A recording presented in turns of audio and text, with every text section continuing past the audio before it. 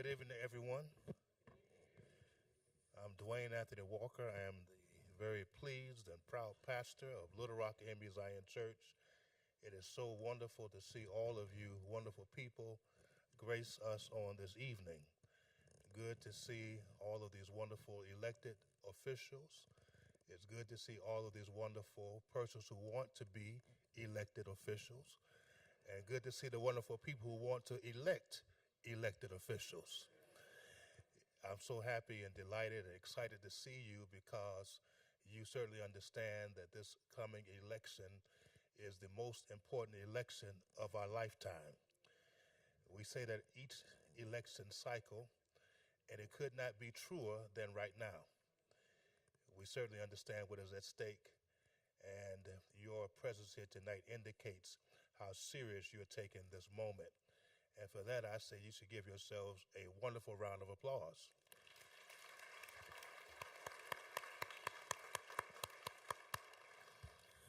I do want to thank Ms. Colette Forster for asking us to gather on tonight and the Black Voter Project. And we're excited about gathering on this night and for all that will take place here. I want you to feel welcome here at Little Rock Church. We're always excited to have you with us. And while I'm saying that, let me go in and tell you that if you don't have a church home, you're welcome to come here. I would love to be your pastor, and Little Rock would love to be your church. We start service at 10 a.m. each Sunday morning, and you're certainly welcome to join us. And we worship for about an hour or so.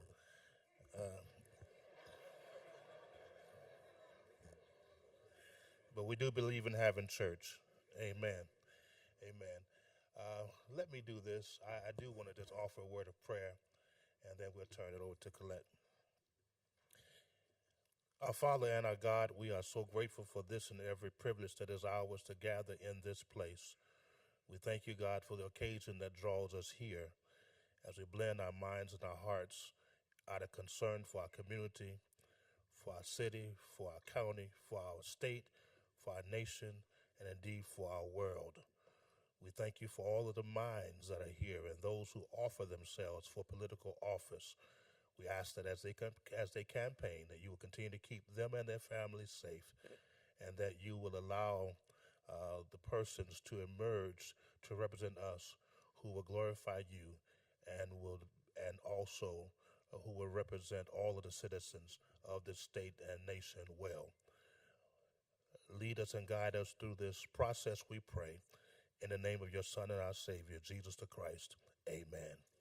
God bless you. Have a wonderful evening.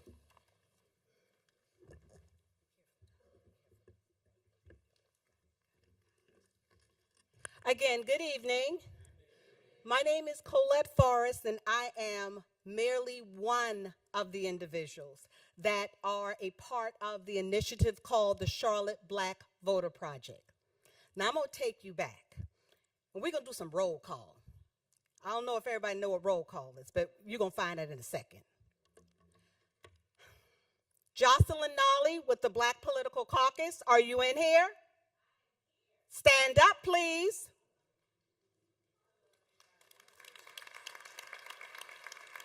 Minister Corinne Mack with the NAACP, are you in here? Stand up, please. The Mighty Fine Brothers, 1906, they came and they said, oh, we are here, ice cold baby, 06, Alpha Phi Alpha, could you please stand up?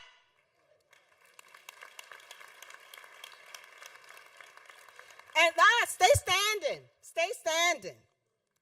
All you beautiful Nubians and queens, stay standing, Minister Mack. 1913, some sisters came, but after 1908, the game will never be the same. AKAs, Delta Sigma Theta, please stand up.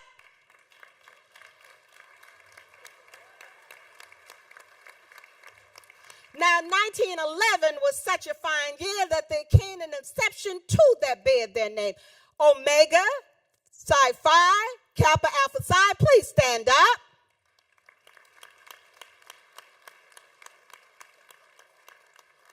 Now I know Go Mob is here because they can't do anything without fair.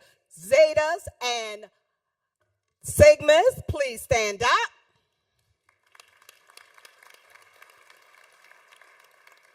Now, if I have any precinct chairs, please stand up.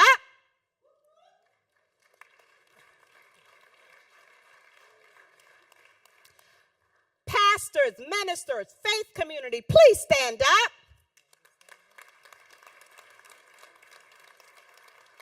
Now, I don't know if Cynthia Wallace is in here, but Cynthia Wallace is with the Rural Project. If she's here, please stand up. If you are not, we call your name in absentia.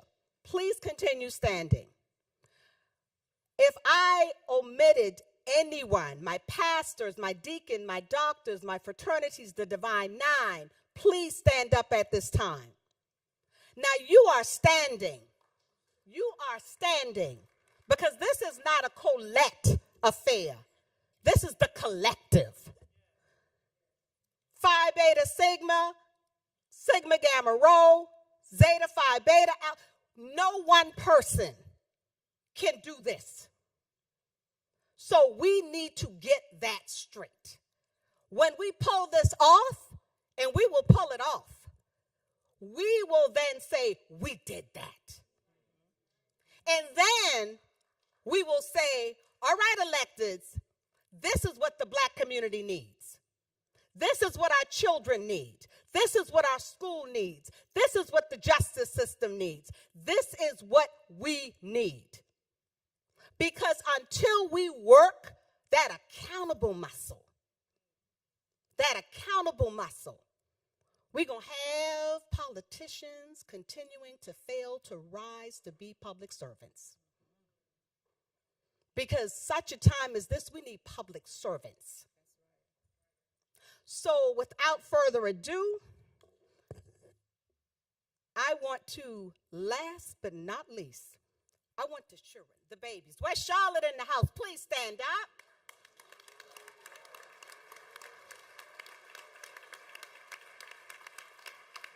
Audrey Kell in the house. Please stand up. Providence Day in the house. Please stand up. And any other age student, and I also want to remember, and the last is just the sweetest, formerly incarcerated individuals, please stand up. Because if we want to act like we ain't got a cousin Nam, okay? Because what we have to get in our head, nobody can be left behind this election cycle. No one. Your fate is connected to my fate. BJ, your fate is connected to Bobby's. And Bobby's fate is connected to West Charlotte, his fellow classmates. And Audrey Kell, I know you do. Fletcher, that's right, because I invited you here. So you're supposed to be here. Because this, all the grown-ups, sit your fine grown self down. The babies, keep on standing. Because I know we get frustrated. I know we get tired. But this is what we're fighting for. These babies, they deserve a future better world. They deserve democracy. So I've talked to so many people. They don't like the Democrats, they don't like the Republicans, they don't like Trump, they don't like Biden. Well, you know what? You got so much more on the ticket. You got the governor, lieutenant governor. You got the attorney general. You got the judges, Supreme Court, appellate court. These babies are depending on us. Please tell me your school baby. All right, Mallet Creek in the house. Sit down, my loves. Thank you. So when you talk about the future, we will now have a performance by none other than Bobby Forrest.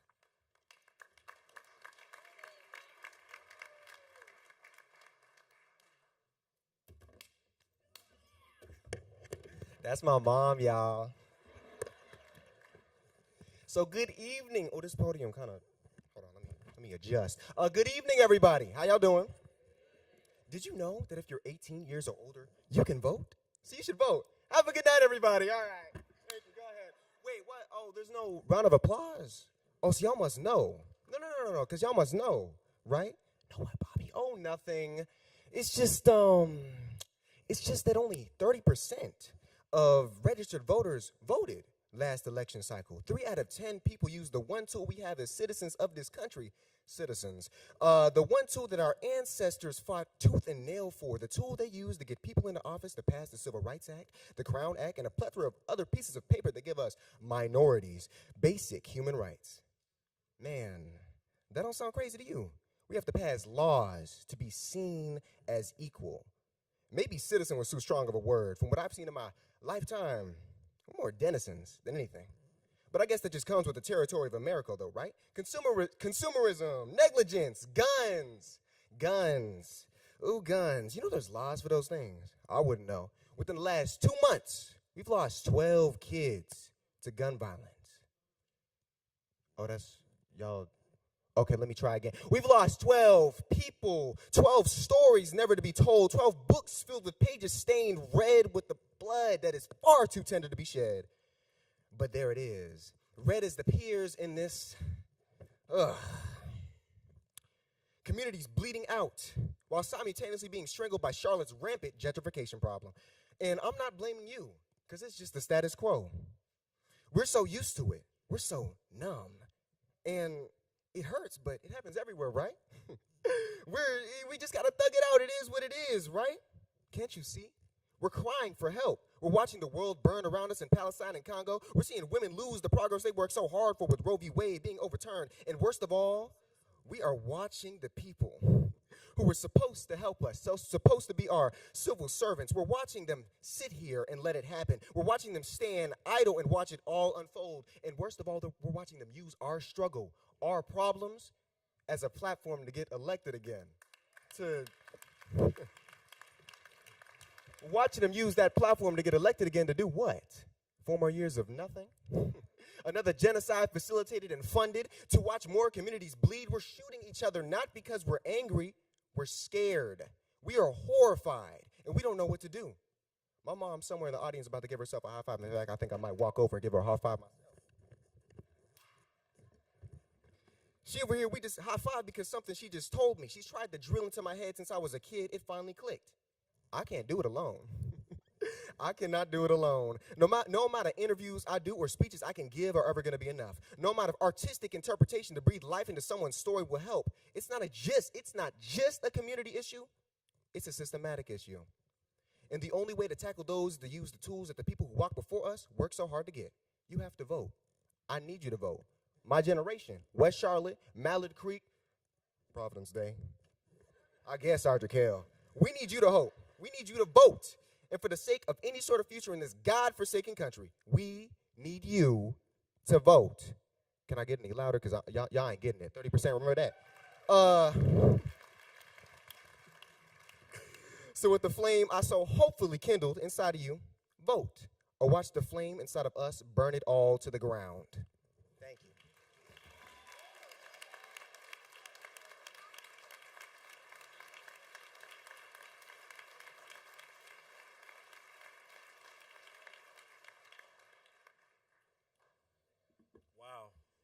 Wow. Wow. Proud of you. I mean that. Proud of you. I have the privilege and honor to introduce our moderator for the evening. He doesn't need an introduction, but I'm going to do it anyway. So, Dedrick Russell is an award-winning journalist at WBTV. He was born and raised in Washington, D.C. Dedrick got his start in TV news at WJWJ in Beaufort, South Carolina, before returning to his hometown to work for the news channel 8, WJLA. Dedrick was reporting in the nation's capital during the 9/11 terrorist attacks, the first inauguration of George W. Bush, and the D.C. sniper attacks. Dedrick moved to Charlotte in 2003 to work for WBTV. While at WBTV, Dedrick has been the education reporter, lifestyle host, co-chair of WBTV's Diversity and Inclusion Committee, and is currently the executive producer of community content. Dedrick received his bachelor's degree from Virginia State University and a master's in communication from Syracuse University. Dedrick is a member of the National Association of Black Journalists, Charlotte Association of Black Journalists, and Alpha Phi Alpha Fraternity Incorporated. Dedrick is married and has a daughter who will graduate in May with a degree in elementary education. So please just give a round of applause for Dedrick Russell.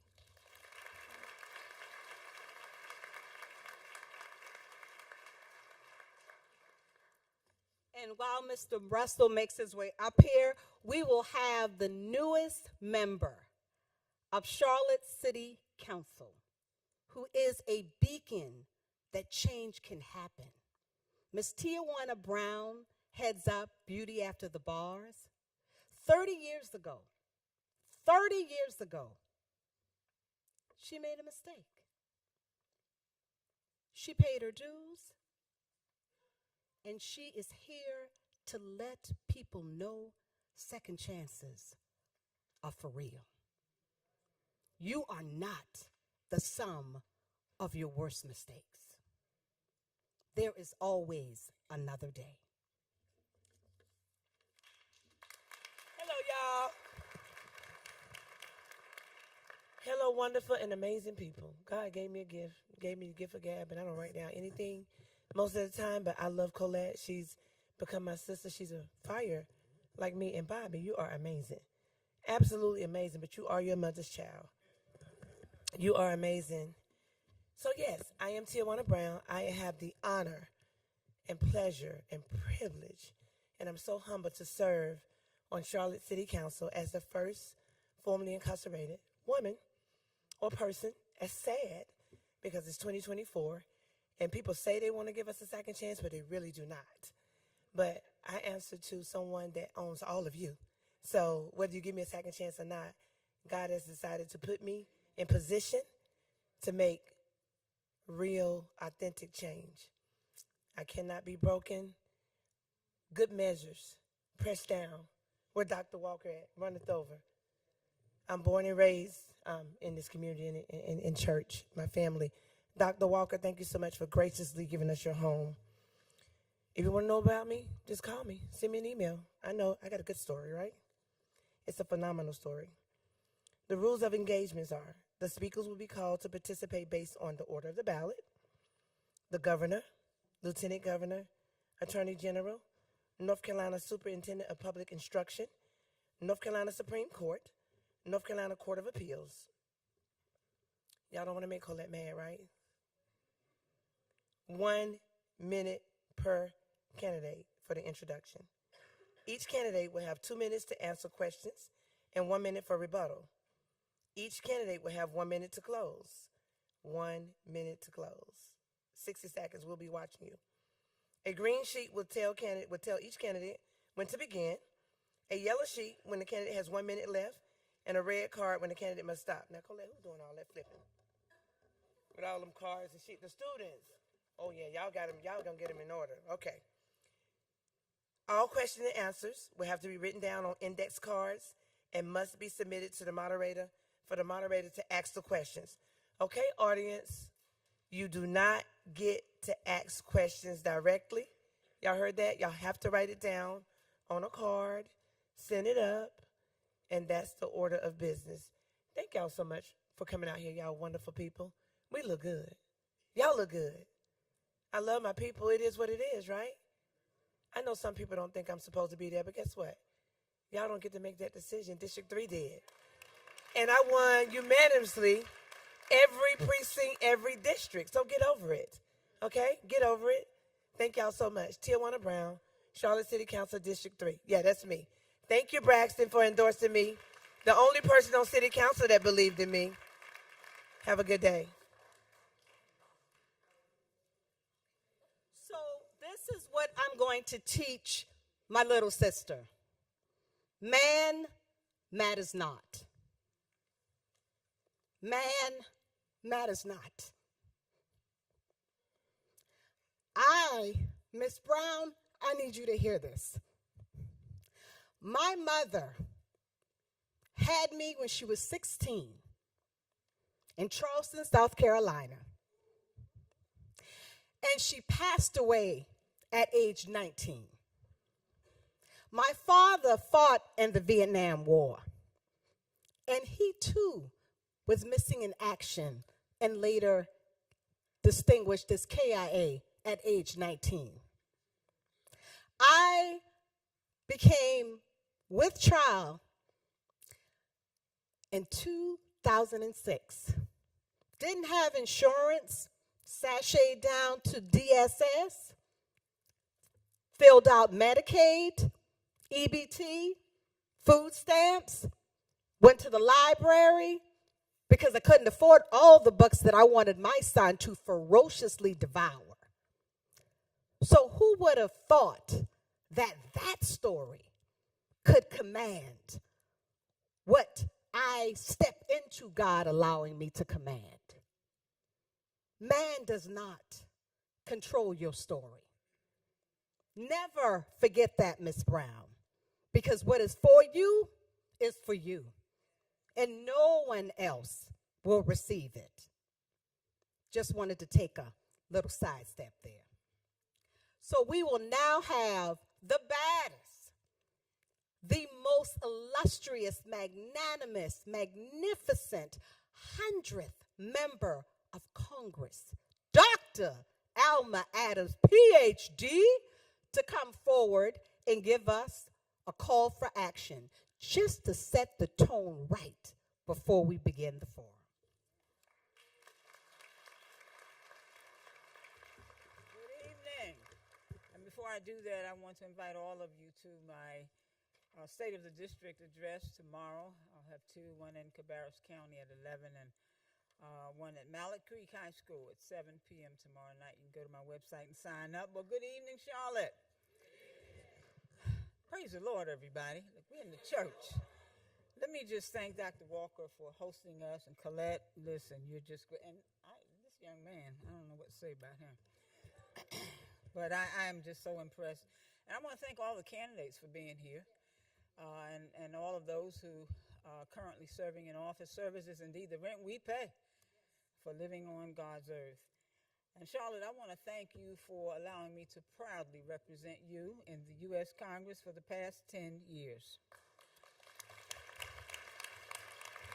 You know, Franklin Delano Roosevelt reminded us when he said that the ultimate rulers of our democracy is not the president, not senators, not congressmen or congresswomen, not representatives or elected officials, the voters. And it was the novelist John Gardner who said that democracy is measured not by its leaders doing extraordinary things, but by its citizens doing those extraordinarily well. Folks, tomorrow is up to us. And what happens tomorrow will depend on what we can do today and in the days up until the first election that we'll have for the primary. But I do want to thank all these young people who are here for wanting to be involved in their government and for getting the very best from us that we have to give. You know, the decisions made in the next few years will impact their lives, and the issues of climate change and the economy and social justice, all of those things will help determine their life's course. But let me just tell you that voting is a participation sport. It's not for bystanders. So if you're just standing by up in here, you can probably just get up and walk on out. Now, let me just tell you, I'm going to talk the truth for just a moment, and we're going to be real. And I think Brother Forrest mentioned that. Because the lack of voter participation in this community has set us back. And I mean, that's going to be real. It has set us back. The numbers don't lie. And so if everyone doesn't get in the game, we're going to get set back even further. And so, Queen City, I've come to tell you tonight, I've got some disturbing news. Y'all remember Chicken Little? Well, you know, Chicken Little, the sky is really falling, folks. And I don't know about you, But after witnessing those events in Iowa and New Hampshire, I am scared to death. Not for me, but for all of us and for our democracy, for our nation, and most especially for our children. And there's a lot of talk out there about the politics of love and the politics of fear. Sometimes I think we need a little bit of both. But fear is a powerful emotion, and it can bring out the worst in a person when they fear for themselves, or the best when they fear others. And that's a different kind of fear, isn't it? It makes you brave, and I felt it on January 6th. And I'm not talking about fear for myself. I felt physical fear before, but I feared that day for our democracy. I feared that day because I love our democracy. I feared, but I have to tell you, I'm even more afraid today. And everybody in here ought to be. Because we're 9 months and 12 days of complacency away from electing state and national leaders, a president, and let's pray we don't have a repeat. But I tell you this because the complacency has become a problem. I see people sleepwalking into a storm, and that's how disasters happen. Your vote is your voice, and if you don't use it, you're choosing to be silent. And so when you do that, you choose to let other people make decisions for you. But somebody's going to make a decision for and about us, most times without us. So either we have to do things to make them for ourselves, or be able to control those of us who make them on your behalf, including me.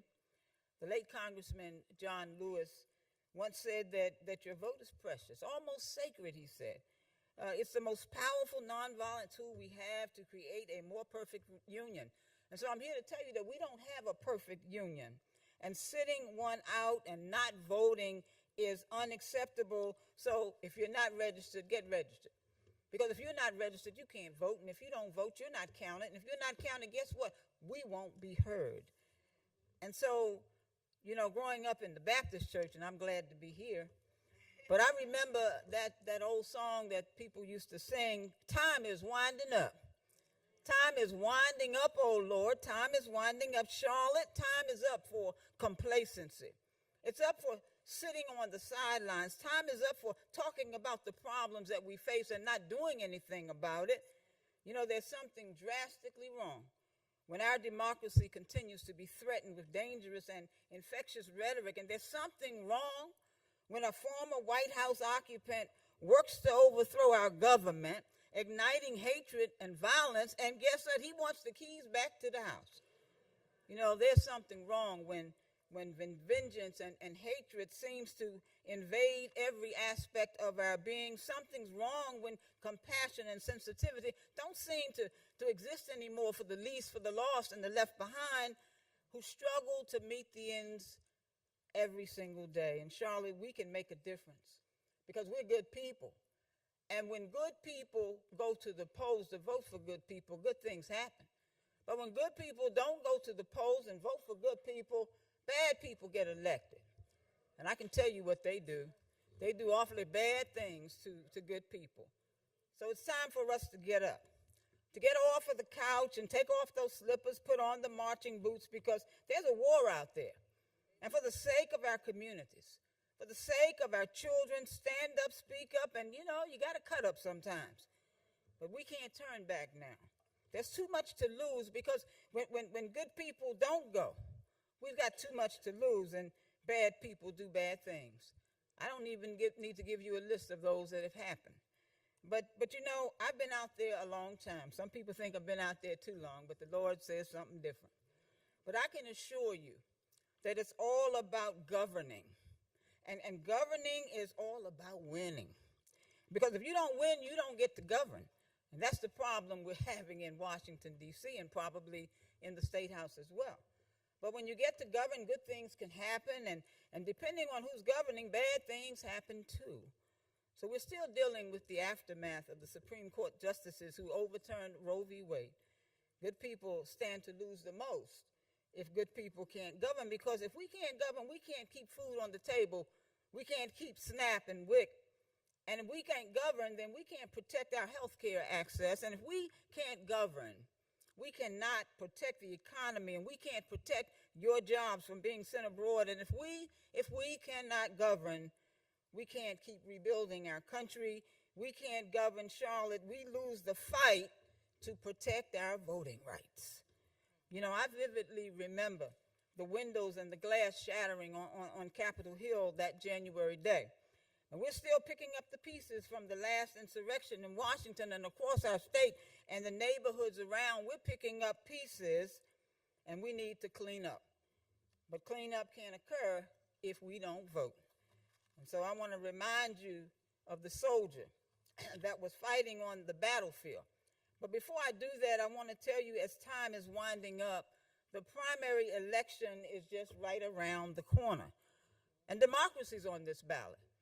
Our freedoms are on this ballot. Freedom to vote is on the ballot. Our reproductive freedoms are on the ballot. And freedom to love the one you're with, well, that's on the ballot too.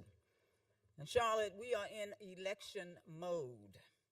It's time to act, because tomorrow will be up to us. You know, and if we don't get busy today, I can assure you that tomorrow we're going to regret the inaction. So Queen City, we're in the midst of a war, and the Lord has not brought us this far to leave us, and we can't turn back. So about that soldier was fighting on the battlefield, and the battle was really getting tough. And so the soldier became afraid, and he radioed to his commander. And Colette, he said, "Send help. Send help. The enemy is near." And then there was a long pause of silence over the radio.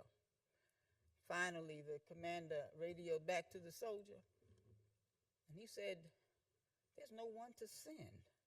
Help yourself. You know, we've got to help ourselves, Charlotte. There's nobody to send. We are the cavalry right now, and there's no cavalry coming. Just like last time, Charlotte, we've got to march. We've got to get in the streets. We've got to knock on doors, and we've got to turn this mother out for real."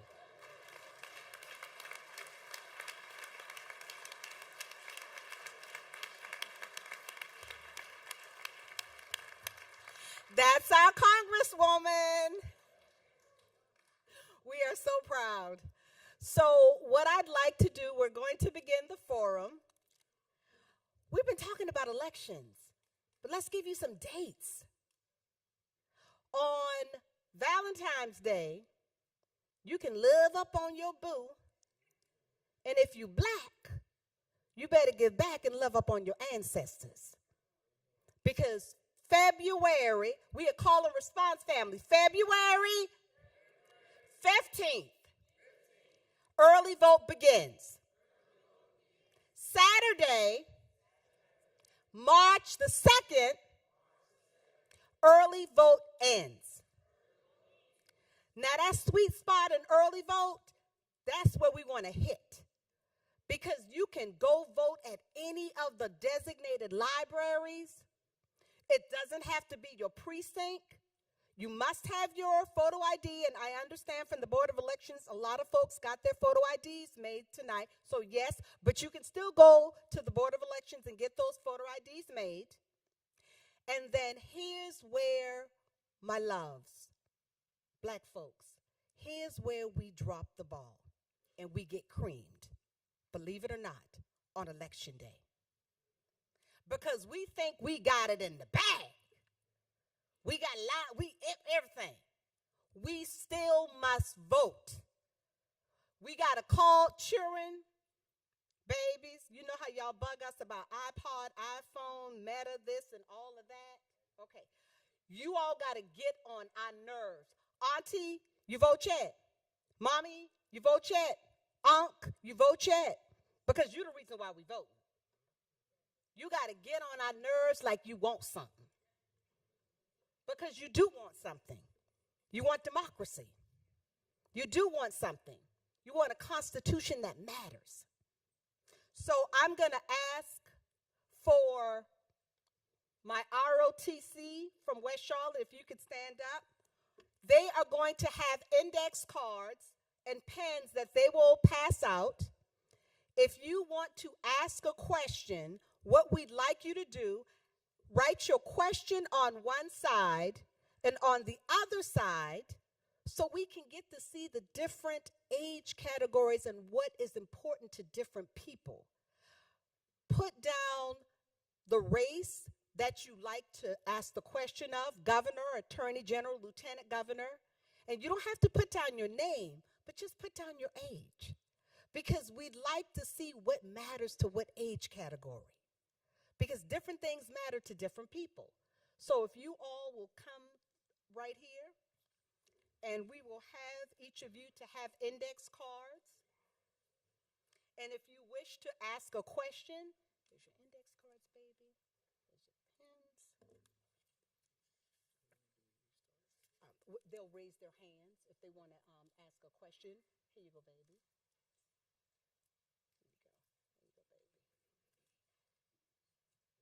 And again, write down the race that you wish to have the question directed to and your age. You don't have to write down your name, your age. So we can know what matters to who. Here you go, baby. Did you get a pen, baby?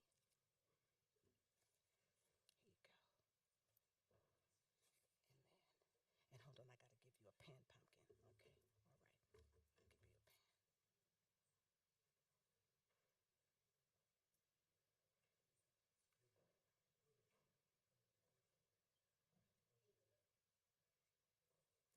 So now I am going to introduce to you candidates. Get to know this beautiful face because he will be the holder of the card.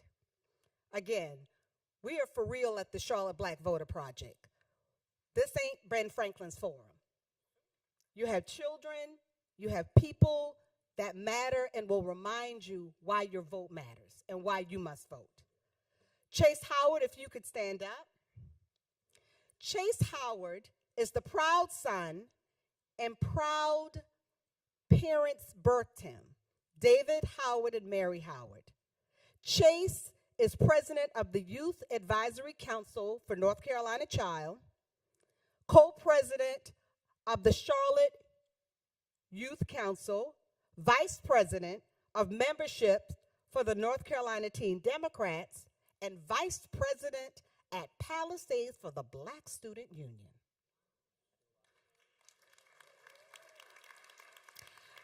Candidates, Chase Howard will be giving you the green card to begin, giving you the yellow card when you have 1 minute left, and giving you the red card when you need to hush. Mr. Dedrick Russell, without further ado, if you would please come forward.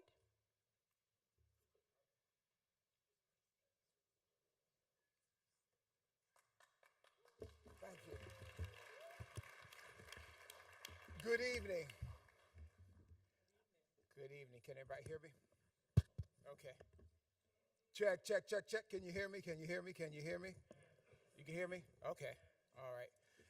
We're going to get this party started right now. We're going to ask for the candidates who are running for North Carolina governor to please come forward. We're going to first start with former North Carolina Supreme Court Justice Mike Morgan.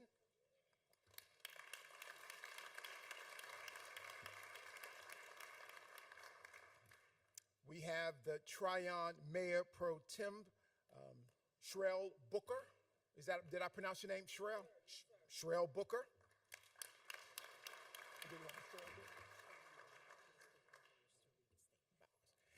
And then we will have a surrogate for the North Carolina Attorney General Josh Stein, Mr. Bowers.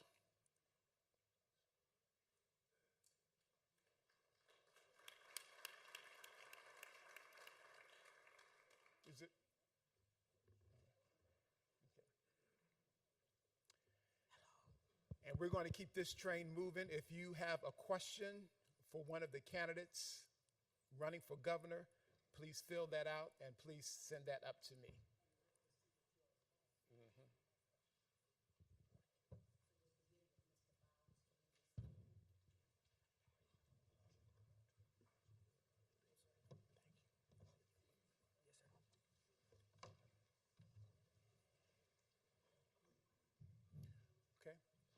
Mr. Bowers.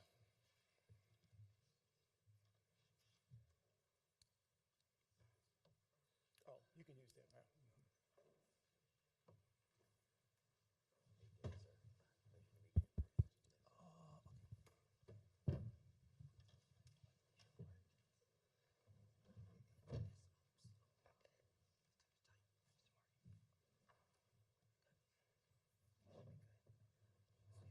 Hey, good evening, everyone.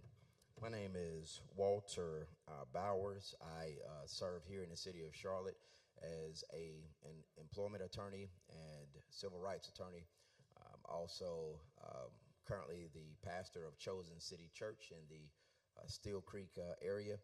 I had the proud privilege of serving with CMPD for about 7 years, 3.5 as a patrol officer on the west side, and also 3.5 in our police attorney's office.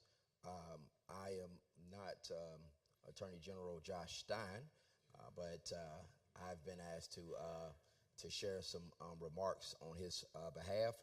He regrets that he couldn't be here today, but this was something that was important to him. Mr. Attorney General Stein wanted you to know that, or remind you that he's spent his career serving and fighting for individuals. As a matter of fact, the first time I met him was as a young attorney when he came down to Charlotte, and we had a situation where there was a large group of people here that were a victim of some civil fraud. And to make a long story short, he was able to come down, and we were able to work together with the North Carolina Department of Justice to bring some relief to those individuals. He wanted to remind you that of the goal of continuing to protect us from scams and fraud, how he fought during the epidemic, and how he continues to fight as it relates to the things that we're dealing with, such as fentanyl and various things of that nature. He's certainly dedicated to defending the rights of people to vote, and he fought in this state ongoing and continuously for the sake of education. He's taken on various tough fights throughout North Carolina throughout his career, and of course, when you fight that way, it cost him. Again, there are a lot of great candidates here, and he respects the work that everyone is doing, but he appreciates this opportunity to be able to just be able to say, by way of surrogate, he looks forward to serving you all in a great way. Thank you very much.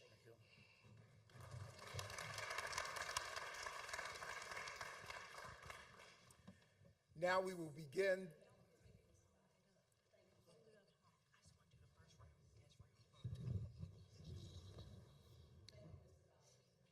Now we will begin the 1-minute opening introduction, and we will start with the Tryon Mayor Pro Tem, Sherelle Booker. Hello, everybody. I am Sherelle Booker, Mayor Pro Tem of Tryon, North Carolina. It is the home, birthplace of Miss Nina Simone.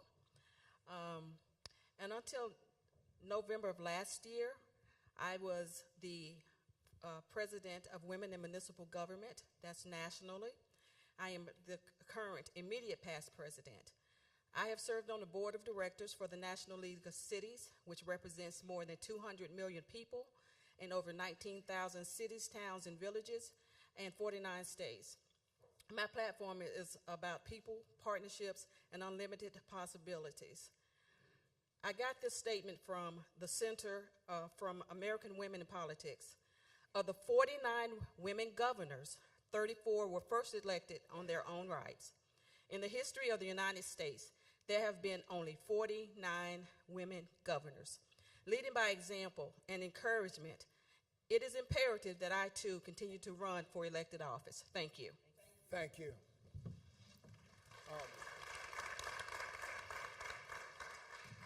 Now we'll have former North Carolina Supreme Court Justice Mike Morgan. Thank you and good evening, everyone. I thank the sponsors for this opportunity. My name is Mike Morgan. I'm formerly the Senior Associate Justice of the Supreme Court of North Carolina, and I'm proud to run for governor. I'm running on the strength of the fact that I am the most qualified to be governor. I've got 44 years of state government experience, 34 years on the bench of North Carolina, encompassing 4 different judgeships, more than anybody in the state of North Carolina has ever been privileged to have.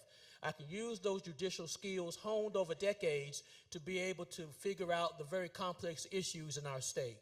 Also, I'm the most electable. When I ran in 2016, the last time I was on a statewide ballot, I got more votes than anybody when it came to the voting margin of victory. I know what it means to win. I can help those up and down the ticket who happen to be Democrats like me to make sure that we take North Carolina in the right direction. This is an unapologetically campaign for the people. I am for the least of these. Thank you for this opportunity. Thank you.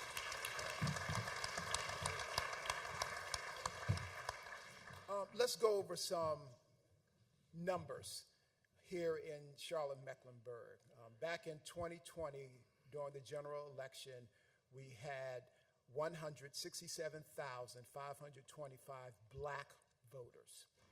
Fast forward to the 2022 election, that number decreased, and it ended up having 93,406 black voters. When we go to the election that just happened back in November, that number dwindled down to 33,634 black voters out of 239,000 registered black voters. Tell me what needs to happen in order to get more blacks to the polls, and we'll start with you, Mr. Morgan. The hopes and dreams of North Carolinians have been slashed, dashed, and bashed. They don't feel as though government represents them, and so as a result, they feel as though they have no voice. There needs to be someone who understands in the governor's mansion the fact that a rising tide lifts all boats. And so as a result, there needs to be a commitment by someone like me who understands that government needs to be responsible and responsive to everyone. And so to make sure that black voters indeed feel heard and feel motivated, we've got to be authentic, we've got to be genuine, we've got to be responsive to the needs of everyone. I have done that in terms of my whole professional, personal, and political life. I've stood for leveling the playing field to make sure that everyone understands that as long as they put one foot in front of the other, that there's a meaningful chance to be all that you want to be. Doesn't matter what your zip code is, doesn't matter what your income level is, doesn't matter how you wear your hair, doesn't matter how you vote, but there are formulas in the legislature that dictate all of that. And people don't trust government, so we've got to have transparency. But as long as folks understand that there's a real opportunity that's authentic, that's meaningful to achieve, giving everyone all that they need to be successful in life, we can make sure those numbers turn around and make sure that folks feel properly vested in their government. Thank you.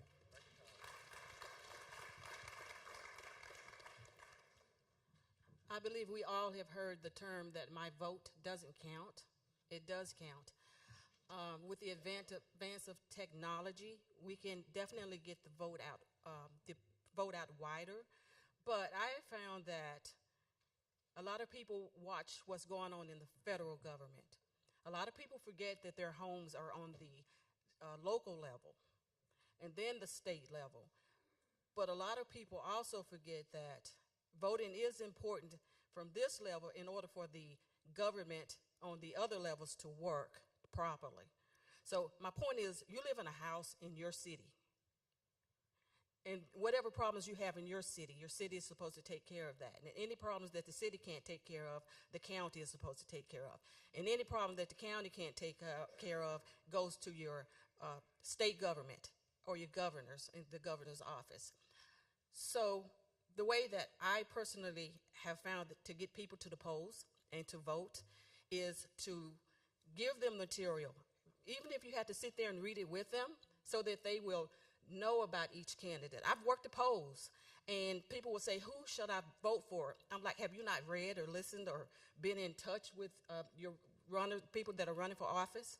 But I found it more important that if you put them in your car and you actually take them to the polls, they will actually vote. And that I'm asking you all, no matter who you vote for, whether it's him, me, or someone else, please make sure that you put people in your cars and get them to the polls. Thank you.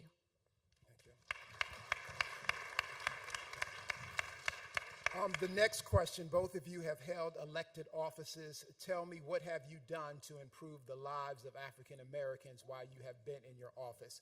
We'll start with Ms. Booker. Well, I'm on the local level, and I'm in a small town, and it's just a small amount of black people within the county itself. I think it's about 300 of us out of our maybe 21,000. But we're a small community, and we kind of look out for each other to the point that I was saying we will get each other in the cars. We will get your 18-year-olds in the cars. We will get you to the polls. But on the national level, I've worked mostly with women, not particularly black women or women of color, but nationally, you know, we have women of all races, all colors. So, and being the national president, I found that when women work together, things happen. When women are in office, things happen. When women are governors, things happen. If you all will notice, I am the only female on any of the tickets. And one of the reasons why I wanted to run for governor is because, like I said, in November, I stepped out of my leadership on the on the state level. On the federal level up there.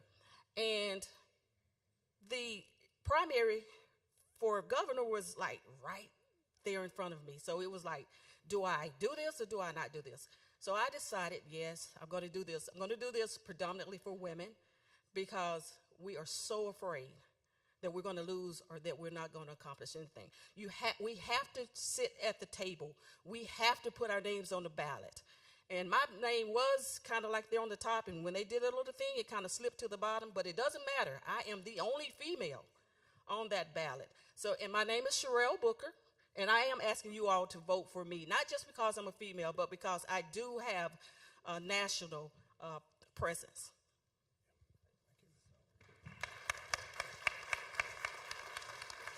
Mr. Morgan, what have you done for the black community lately? Well, as an elected official, inside the courtroom, what I've done for African Americans and indeed all people is just simply been fair, just, and honest. And understand that as an elected official in my judicial capacity, I was supposed to, without favor and being just and honest, rule in favor of the prevailing party. I just happen to be black, and as a result, I've got an intuitive way of understanding, on top of my education, what is fair, what is right, and what is just. So what I've delivered for African Americans, and indeed for everyone as a judge, is just to do the right thing. And when you do the right thing, it just happens properly across the board. Outside the courtroom, what I've done for African Americans, and indeed for everyone, is just on my own time, decide to get out in the community, take off my robe, roll up my sleeves, and talk to young people, talk in churches, use my fraternal association to do community service, and do whatever I could to make sure in my own community, in the predominantly black community where I live, where I also worship in a black church. I get my hair cut in a black barbershop. I go and shop in a black-oriented grocery store. I am black, and therefore I live black because I encourage black. So when you're that way, you're doing it 24/7, 365. You don't even think about it. You just do it, and that's what I do.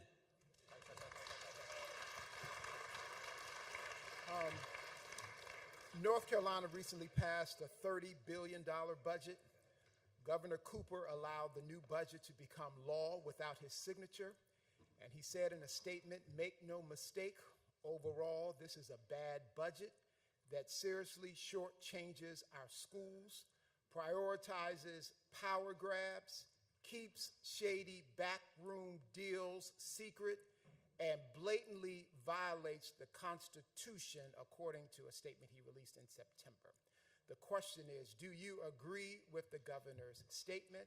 If so, why? And talk to me, what will your budget look like?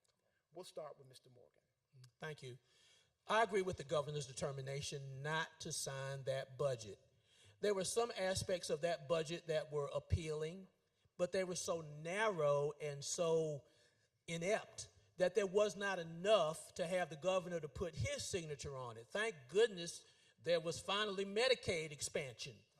But that wasn't enough. The fact is there was too much that was against education.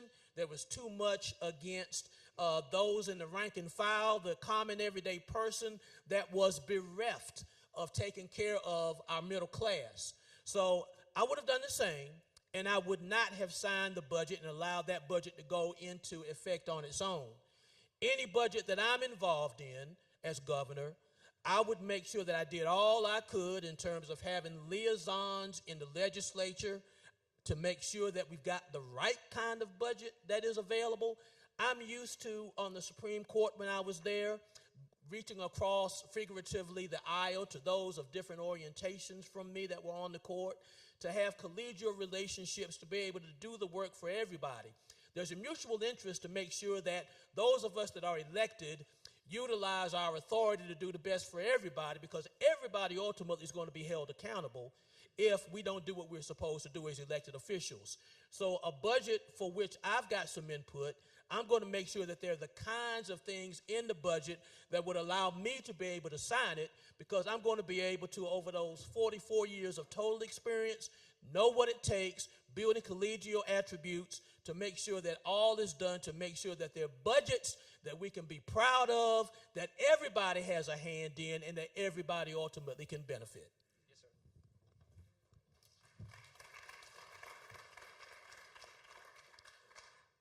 I think that what Governor Cooper did was the right thing as far as the budget, because if it doesn't represent the people that we represent, then why waste your time with that?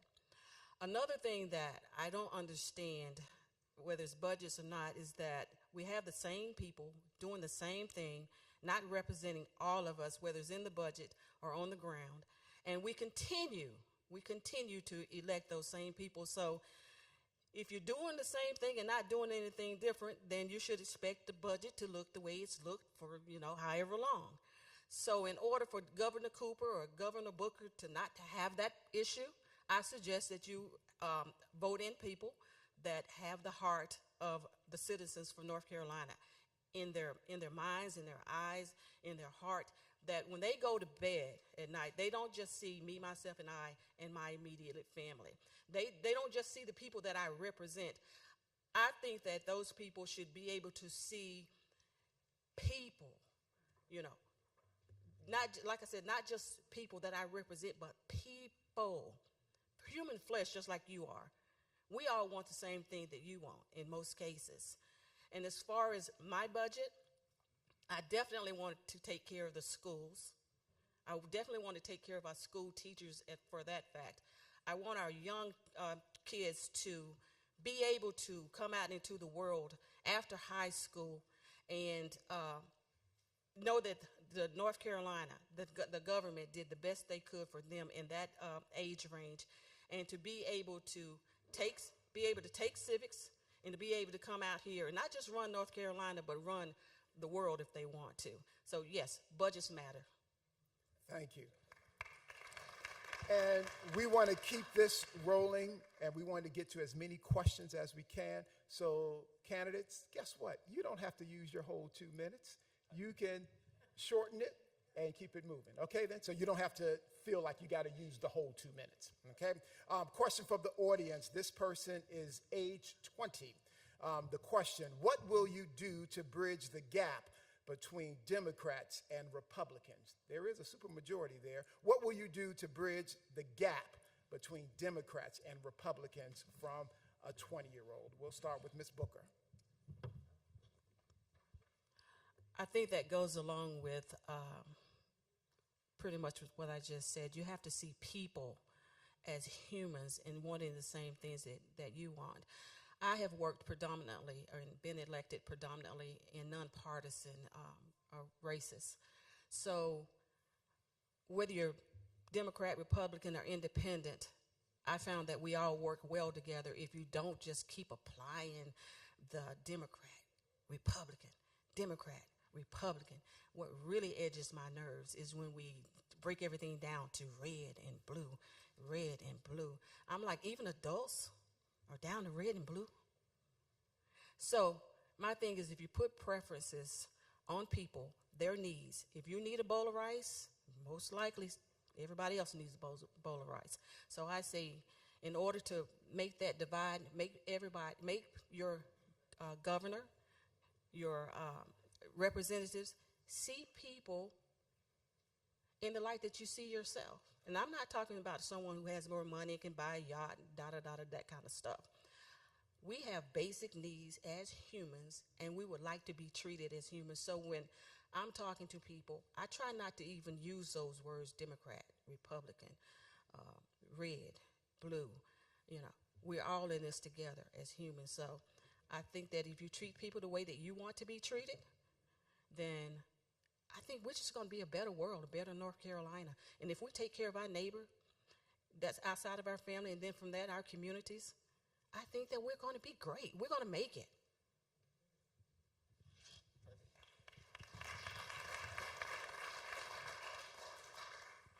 As I've traveled all around this state, I continue to be reminded that there is more that unites us than divide us. And I've said that wherever I've gone, and I truly mean that and believe that. I have worked with those who are Republicans, I being a Democrat, throughout my professional life. I've even done it again, as I said earlier, on the state Supreme Court. Even when the Supreme Court grew to a 5 Republican, 2 Democrat composition, I learned how to, once again, deal with those of different orientations, different foundations, and understand that we've all got to work together.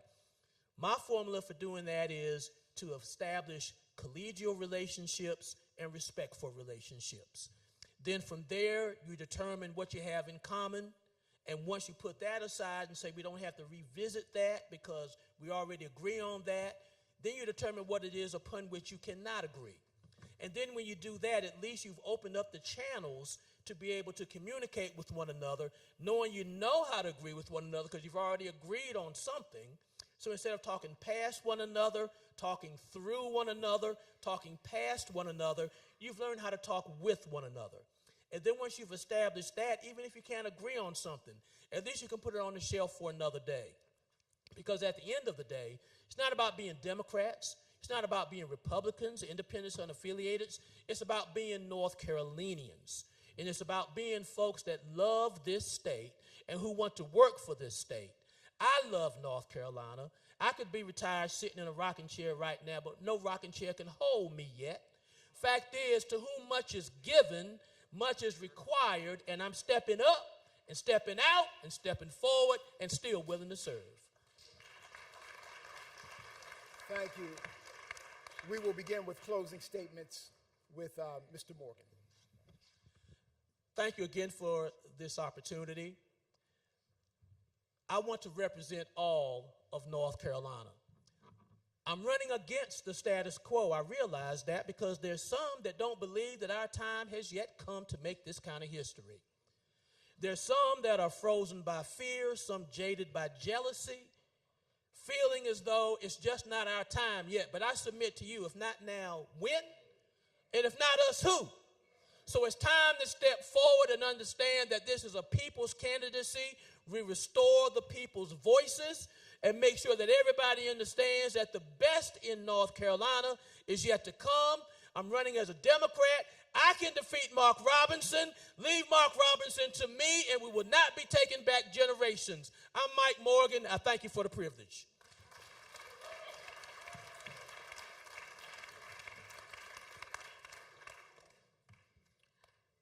Ms. Booker. In addition to my role as an elected official, I work full-time in television broadcasting, and I am the station's internal one-woman legal department, and I am an award-winning television producer director and a licensed North Carolina realtor. I, Sherelle Booker, as your governor, intend to lead with respect and to eliminate the words marginalized people. By making all citizens feel worthy, my platform is about people, partnerships, and unlimited possibilities, where our citizens are partners as well. Engaging citizens, I intend to address housing, employment, healthcare, education, clean water and air, quality foods, women's empowerment, citizens' dignity, and the survival of trees. In March, I, Sherelle Booker, ask you to vote for me. Thank you. Thank you. Here are your North Carolina governor candidates. Thank you.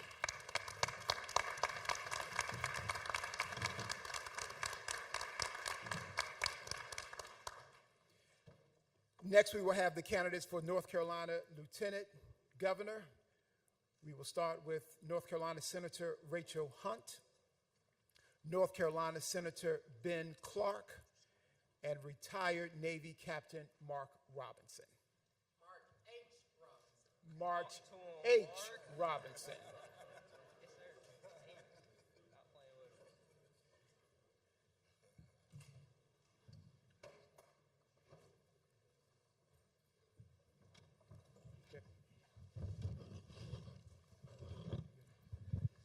We will start with Senator.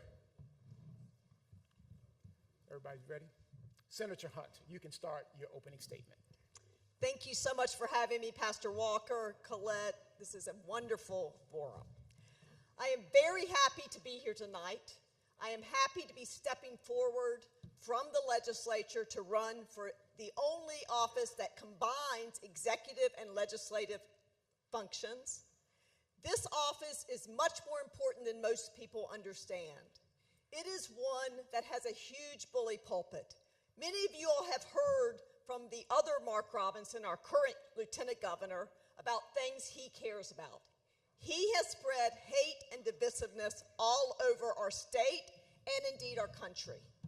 I will use the bully pulpit to spread hope and positive messages to people about what we can do in North Carolina.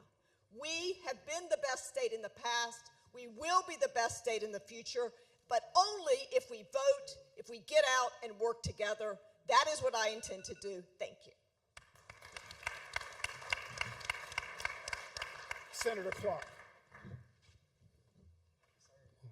Good evening, everybody. Ben Clark, retired Air Force Lieutenant Colonel, retired state senator. Currently, I am a 20-year information technology professional working in the private sector at Fort Liberty in Fayetteville, North Carolina. Additionally, I have experience 3 years as an assistant professor at North Carolina A&T State University, 3 years of experience as a science and technology teacher in public high school. But more importantly, I stand before you now, ready to serve for the greater good of our state and the advancement of our people. And it will be a pleasure to have your support. So why me? Well, because in part, I believe our state deserves a lieutenant governor who will embrace all North Carolinians without exception and who serves them well. And I assure you, I will be that lieutenant governor. I'll work hard for you every day. I will fight for you every day. And you don't have to worry about me. I will never disparage, disdain, or disrespect you. Thank you for your support. Mark H. Robinson. Hello, I'm Mark H. Robinson, a Democrat candidate for Lieutenant Governor. And the reason that I want you to know me as a person is because I'm a servant leader. I'm going to put your needs before mine. I'm connected to you. I went around to all 100 counties and spoke with over 1,700 people to learn what their thoughts were. And lastly, forward looking. I want to put things in place that's going to benefit the state 30, 40, 60 years from now, much like the Research Triangle Park did. But before you know me as a person, I want you to know me as a father. As a father, I try to instill in my children 3 things. 1, have a personal relationship with God. 2, be the best citizen you can be. And 3, whatever you do, do your best at. I'm Mark H. Robinson, a Democrat candidate for Lieutenant Governor, and together we can create a better North Carolina. The responsibilities of Lieutenant Governor: you will preside over state Senate debate, voting during ties, sit on a few governing boards, including State Board of Education and State Board of Community Colleges. This comes from a 66-year-old voter. Question: what is your mission to ensure Black children in North Carolina public schools will receive an equitable education? We will start with Mark H. Robinson. the first thing is, one of my main missions is I just say that I want to put things in place that are going to help the state 20, 40, 30 years from now. And the biggest thing is to increase public education funding and to make sure that the teachers are properly compensated. That's not going to happen overnight. It took years to get to where we are.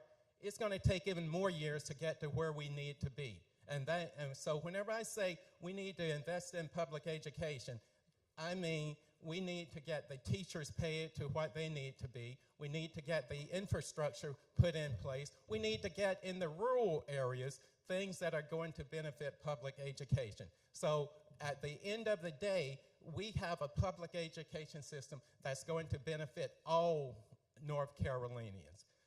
In some areas, things that we have in place are not adequate enough. But together, we can put those things in place, and we are going to raise the tide so that everyone gets appropriate and equitable education. Senator Hunt. Thank you. We know what the problem is, folks. The Leandro decision has not been funded by this legislature. $8.2 billion your children deserve to fix the public education system in the state. Our legislators are committing malpractice by refusing to fund these children. We have written bills that tell exactly how that money would be spent. Our teachers would get the adequate pay they deserve. We could have funding for schools so they're not crumbling and don't have adequate AVs. We could have everything we need to build back up our public schools, which 80% of our children go to, not private schools. But no, they've given the $500 million to private schools in the form of vouchers. That is wrong. And we are going to fix that. One of my main missions since I've been in the legislature since 2018 has been to tell people the truth about the public education system and what the Republicans have done to dismantle it and to make sure your children don't get what they deserve. And I am against that, and I will fight with everything I have to fix it.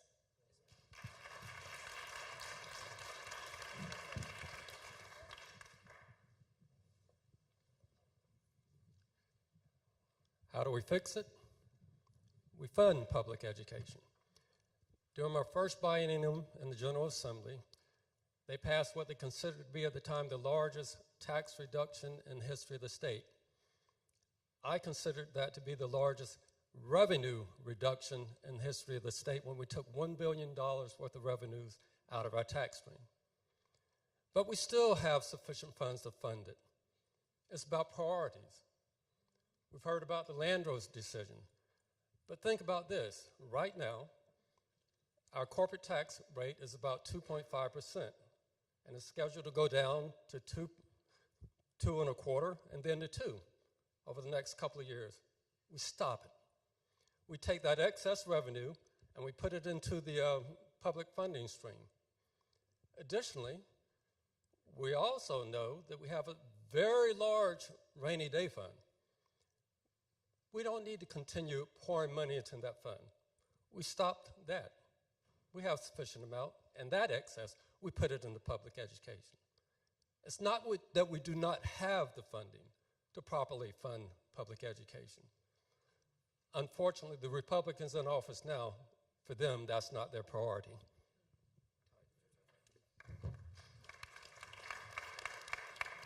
Here's a question from the audience, a 49-year-old voter.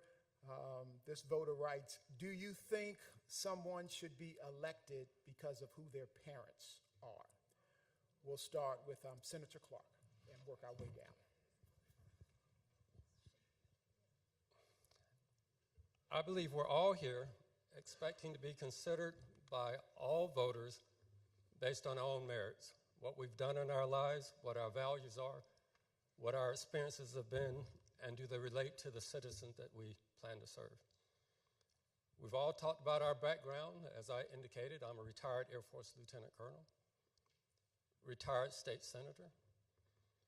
Currently worked 20 years in the private sector as an IT professional, former teacher, former university professor, so I've been an educator, a military man, a father, a Christian, for those for whom that matters. So I do stand before you here on my own merits, my own accomplishments. In my 10 years in the state Senate, during those 10 years, I also served on the rules and operations of the Senate Committee for each year. I also served in the Senate Finance Committee each of those 10 years and the Senate Commerce Committee each of those 10 years. I also have an MBA. So if you want someone who understands tax policy, budgeting, someone who understands education, the military, if you want that type of individual to serve you as your next lieutenant governor, somebody that's actually held a position of command, leadership on high-level staffs, then I'm your guy. It's me, Ben Clark, your choice for lieutenant governor. Senator Hunt. Thank you. I realize that question was probably directed at me. I'm going to stand here and say I am very proud to be the daughter of former Governor Hunt, who did so much for the state. He and my mother, they spent their lives serving you all. So I am not running as their child. I got elected in 2018 by beating a finance chair of the House in a district that Trump won in 2016 by 10 percentage points because I talked to Republicans and unaffiliated people at their doors, and I won by 68 votes. So that is not because of who I am related to. And since I've been in Raleigh, I have made issues my own, such as higher ed, because I'm also a college counselor and an attorney. I wrote the Student Borrowers Bill of Rights, which helps students with student loans have parameters so that lenders can't cheat them and change the terms of the loans, which is allowed right now. So I really want to serve people. Otherwise, this is not an easy job. It pays $13,000 a year to be in the legislature. So my husband had to go back to work after he retired. So this is because I feel called, it is a calling to do public service. And it is like the ministry or the service. It is a tough job, and it is because we love people that we do it. Thank you.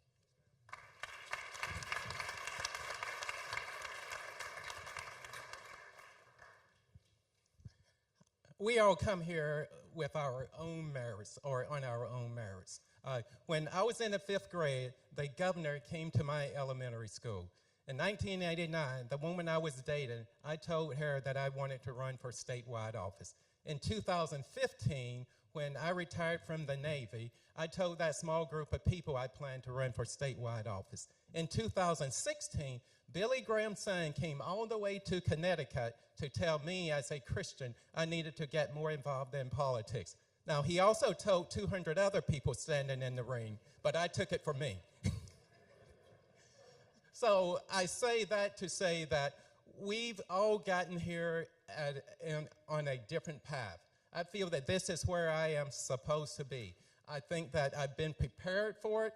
I'm a retired colonel, well, a retired captain in the Navy, which is equal to a colonel. And I've been on the staff of General Petraeus and also General Austin, who is our current Secretary of Defense. I've worked at the Pentagon. When I was in Iraq, one of the things I was a liaison between the State Department and the U.S. military. So I was dealing with two big bureaucracies, and I had to understand what each one of them needed. I had to understand what it was going to take to convince them to work together. And that's what I want to be able to do within Raleigh in the bully pulpit position or as the lieutenant governor. I don't bring an agenda with me except from what I've heard from the people. I've spoken to over 1,700 of you by going to all 100 counties. And in that, I was able to hear firsthand how you felt. I was able to hear not only how you felt, but what your issues were. and I was able to feel the pain with you. Thank you. Thank you. We will now begin with our closing statements. We will begin with you, Senator Clark. Thank you. Under Democratic leadership, our state had a tendency to move forward with respect to education, the environment, economy, and healthcare. I believe we have an obligation to maintain that forward lean for the benefit of all North Carolinians. And my friends, that is my cause. That will be my focus. That is why I want to serve. To move our state forward and not one step back. Not one step back to underfunded schools where kids can't read. Not one step back to the rule of law for some, but not for everyone. Not one step back to women treated as a second-class citizen. Not one step back because we're going to fight for our human rights. Not one step back because we're going to fight for our constitutional rights. Not one step back because we're going to fight for the future of our state. And as your next Lieutenant Governor, thank you. I'll be a leader in that fight. Thank you. Senator Hunt. Thank you. Let me just say the issues that are important to you all, public education, gun violence cessation, which we have not addressed in the legislature at all, climate change, which we have ignored in the legislature, and making sure people have voting rights, which we have taken away in the legislature. Those are the issues that I care about. And I want you to know we are building a strong campaign with county keys using relational organizing all over the state. And that combined with raising enough money to get our message out is going to ensure we can beat any Republican that tries to get this office, because we're going to take it back for the first time in 12 years. I need your help. Thank you for having me. Thank you for having all of us.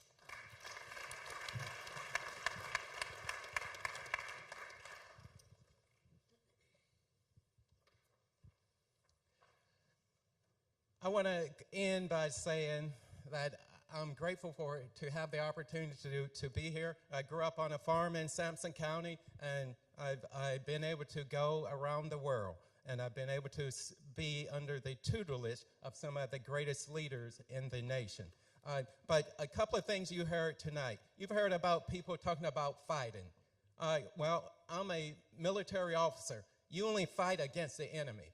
So just think of this. If you're fighting with someone, and then you beat them up, and then you're going to want them to come and help you on something in the future, that just sounds crazy to me.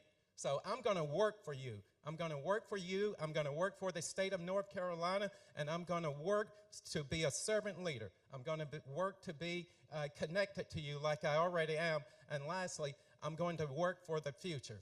I'm Mark H. Robinson, a Democrat candidate for Lieutenant Governor and working for a better North Carolina. Thank you so much. These are your candidates for Lieutenant Governor.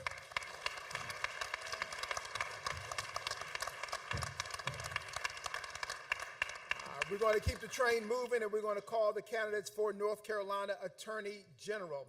We have Durham District Attorney Satana DeBerry. Satana DeBerry? Gotcha. And we also have Congressman Jeff Jackson.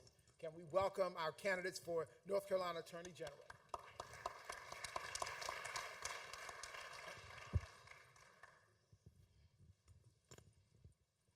We will start with your opening statements, and we will start with candidate DeBerry.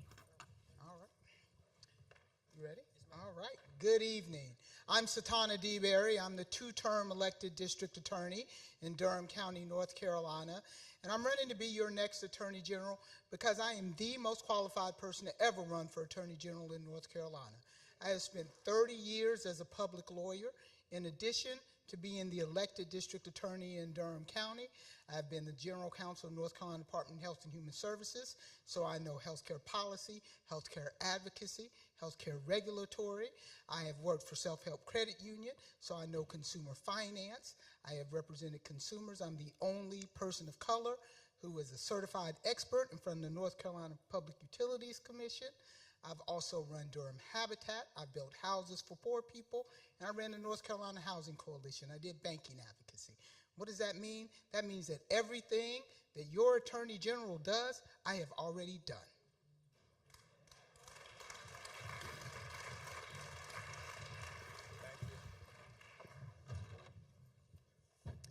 Good evening. 10 years ago, in this sanctuary, my life completely changed. We had our state senator at the time become our mayor, which means we needed to replace our state senator. There was a special election that was held, and believe it or not, it was held right here in the sanctuary. And by one vote, I was elected your new state senator. It was 10 years ago, and it completely changed my life. I was able to go to the General Assembly, actually be a part of accomplishing some criminal justice reform. Didn't get everything done that we needed to, but was proud to make a good start. Then after a few years, was able to come back and become your member of Congress. Depending on where you live in Mecklenburg, it's either A.M.E if you're in the top half or me if you're in the bottom half. Now I'm running to be your next Attorney General. I've been a prosecutor. I've been a soldier. I'm a major now in the National Guard. I've served for 21 years, served with special operations in Afghanistan. And I've served as a state and federal legislator. Y'all, I'm ready to compete, win, and lead the way you deserve. Thank you so much. We have a question from a 39-year-old. What is your stance on abortion? Do you support criminal penalties for abortions? We will start with Mr. Jackson. No, of course I don't support criminal penalties for abortion. I support Roe versus Wade. I support a woman's right to choose, and it's good that that's the first question, because you all need to understand what the real stakes are in this race. Honestly, the major stakes are not between the two of us here. The major stakes are what happens if the person on the other side of the aisle becomes Attorney General. Because think about our state Supreme Court. Our state Supreme Court is extremely conservative. And what is really at stake is a state Supreme Court that would invite a certain kind of lawsuit from the Attorney General, and this guy would comply, rolling back voting rights, rolling back reproductive rights, so that even if we can stop that stuff in the General Assembly, if we elect the wrong person Attorney General, rights can be rolled back around the General Assembly. And I know that he would start with reproductive rights. This job is going to be about defense of your fundamental rights. Thank you.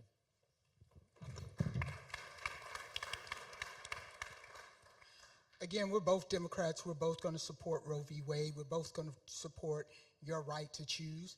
But what you will know about me is I am the only district attorney in North Carolina. I don't care if Dan Bishop does win. I will never prosecute a pregnant person nor her health care provider for giving her a choice. I will never. All right? I'm not a prosecutor. I am the prosecutor. I am the one who makes the decisions. It is in my discretion, right? And so this is not even a question you can, I would invite you to Google me. There's a Washington Post editorial that I wrote in right before Roe was overturned. So I have been a national leader in the protection of pregnancy. And we're not just, it won't be just that they'll roll back our reproductive rights. There are places in this country where they are prosecuting women for miscarrying, prosecuting women for manslaughter when they miscarry. I'm the only candidate in this race who sits on a pregnancy protection panel with the Association of Prosecuting Attorneys. I know how to do this job, y'all. I know how to protect you. I am a woman myself. I know what's at stake. The current Attorney General is suing a Charlotte-based towing company, A1 Towing Solutions, alleging the owner towing and booting practices were racially discriminating. The AG is also highlighting state and local efforts to address human trafficking. The AG is suing HCA Healthcare and Mission Hospital.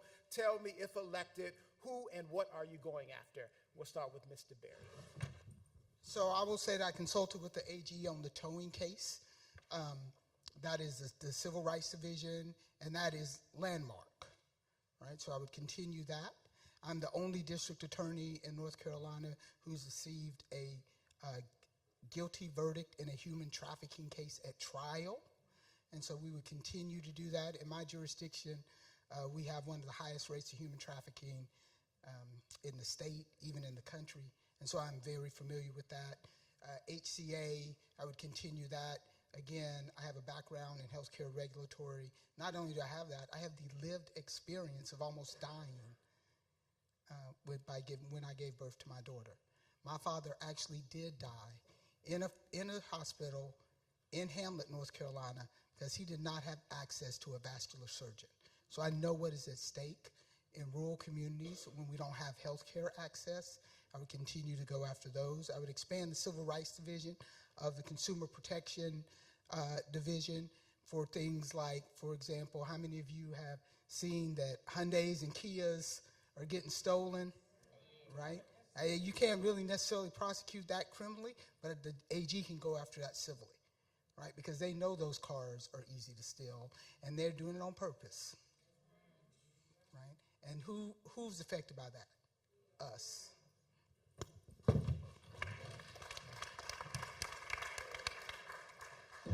The first bill I ever filed as your state senator was to end racial gerrymandering in North Carolina. I filed it every single year I served in the state legislature. We have to defend voting rights in North Carolina and in every southern state. What gerrymandering actually means is racial gerrymandering. You need an attorney general who's going to be maximally aggressive in making sure that your right to vote is not undermined. We have more sophisticated scammers because they're using AI now. And they're going to call you with a voice that sounds a lot like one of your close relatives. Getting ahead of that is going to be really important. The fentanyl epidemic. Y'all, 30 years ago, a pharmaceutical company lied to a bunch of doctors. Said they invented a new form of opiate that wasn't addictive. So doctors started prescribing this drugs. Got millions of people addicted to these pills. Back then, we called it the prescription drug crisis. 15 years later, we cracked down, make sure they can't get the pills, but they're still addicted. So they go out in the street. Now they're looking for heroin. But as it turns out, there's a cheaper form of heroin. You can manufacture it with chemicals. It's called fentanyl.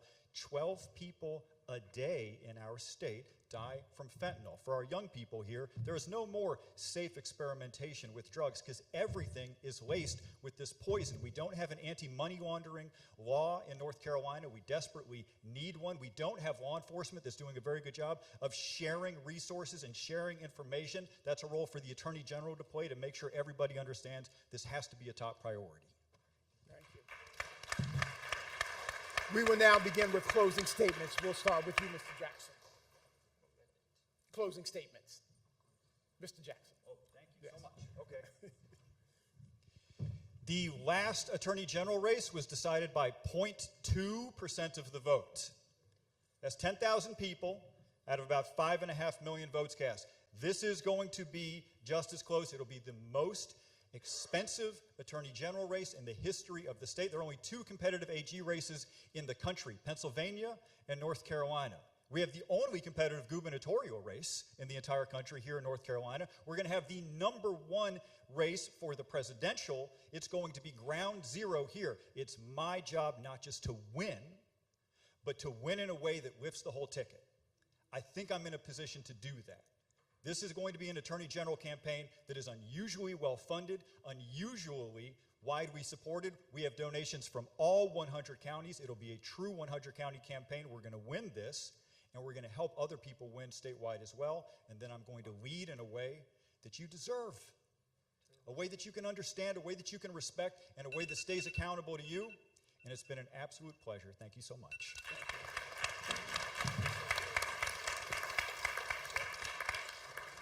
All right, so the last Attorney General's race was won by 0.2% of the vote. You know who brought that vote in? Durham County. And the people from Durham County have voted for me twice. And every time they vote for me, more of them vote for me.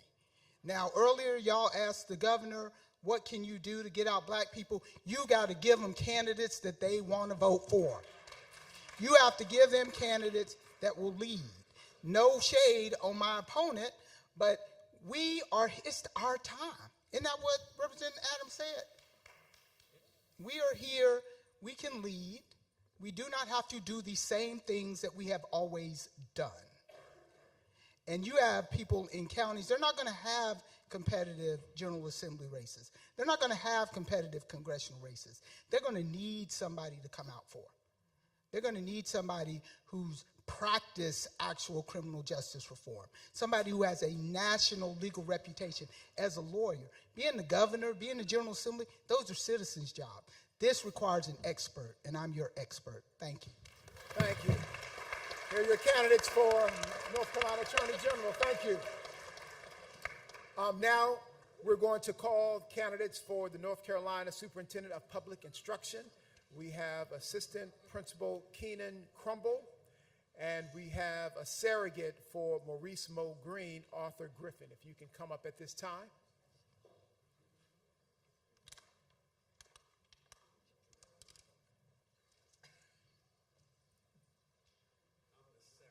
The surrogate. You can stay. We'll start with you, surrogate, with the opening statement.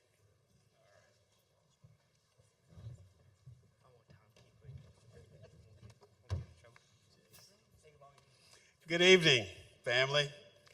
First, giving honor to God. Dr. Walker, thank you for having us here this evening.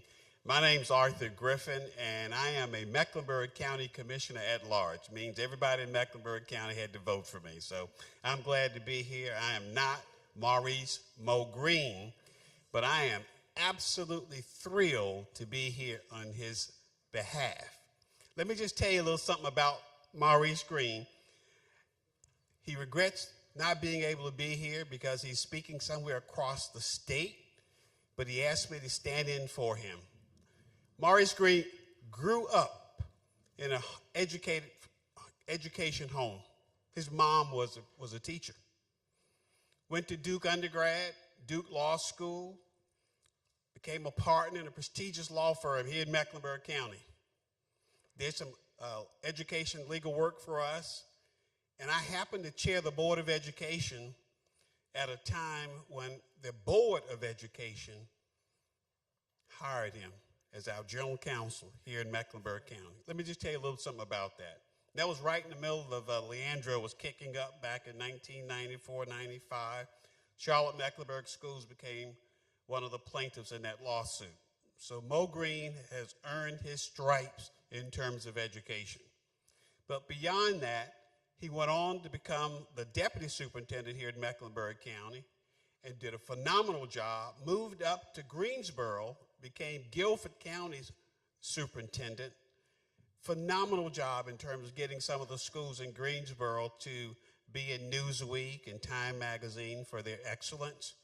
But to tell you about his service, he also went in to become the executive director of Z. Smith Reynolds Foundation. But one more Chase, give me 25 seconds. But one more piece about this young man to tell you about his grit.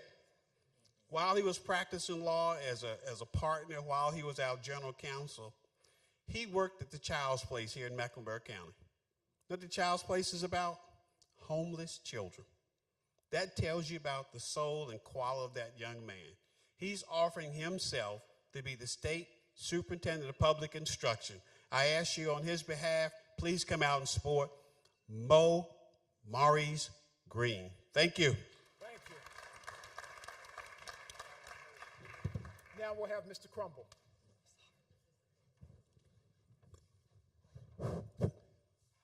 Good evening, everyone. Good evening. My name is Keenan Crumble. I am an assistant principal in Wake County Public Schools.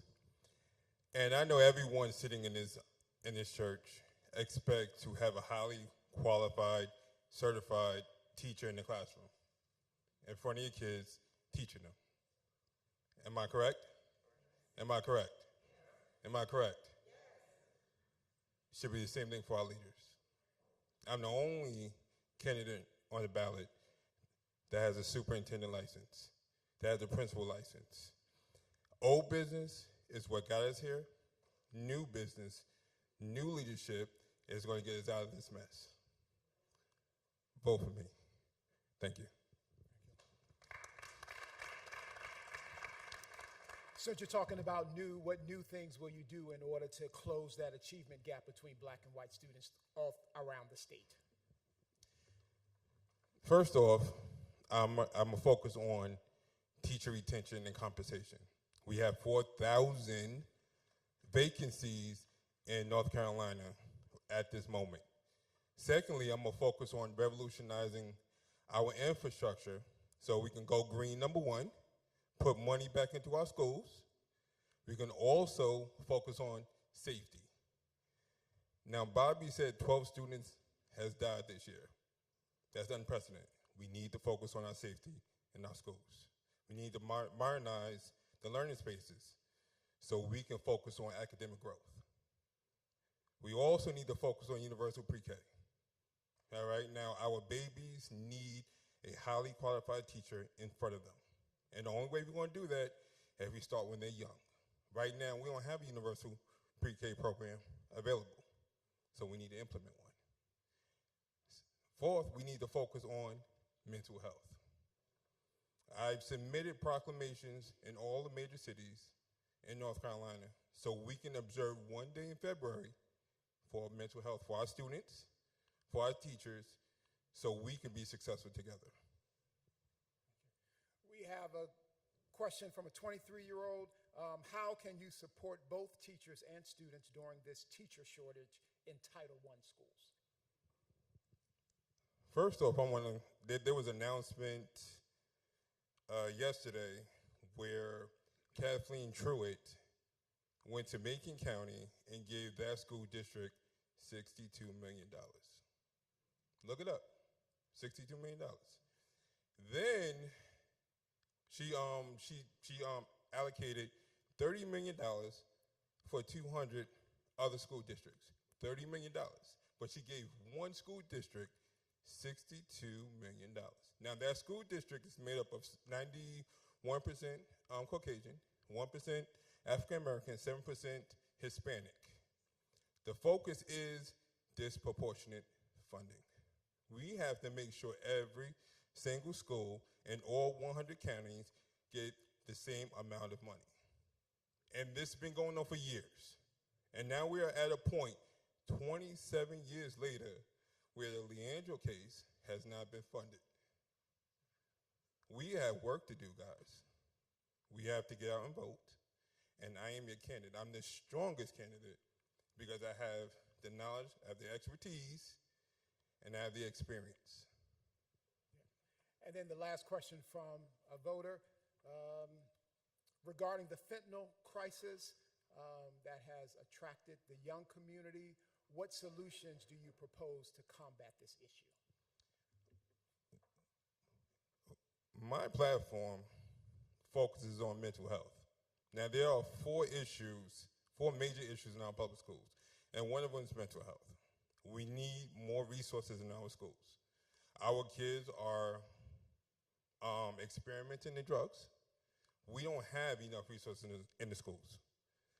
We were supposed to have programs that were implemented. They're not there. We need to have more resources for our kids who are suffering from drug addiction. We need to have more outside resources coming to our schools to assist our students, to assist our parents, to help them be able to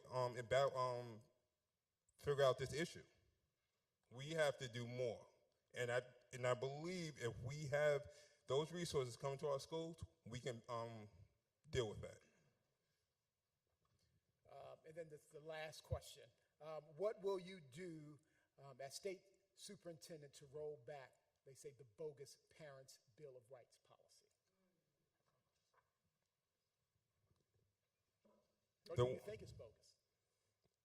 Actually, there's a portion of that I believe parents need to know what's going on with your child. I work in the school. I'm an assistant principal. And I believe parents need to know what's going on with your child. And I think that's important. Now, that's the only aspect of that Bill of Rights that I agree with. But parents need to know what's going on with their schools. But I am not in agreement with everything else. I believe in my school, parents need to know what's going on, whether they want to change their names, and why they want to change their names, parents should have authority over that. But everything else, I'm against. But that one aspect, me as a dad, I need to know. I want to know. Well, we need to know your closing statement.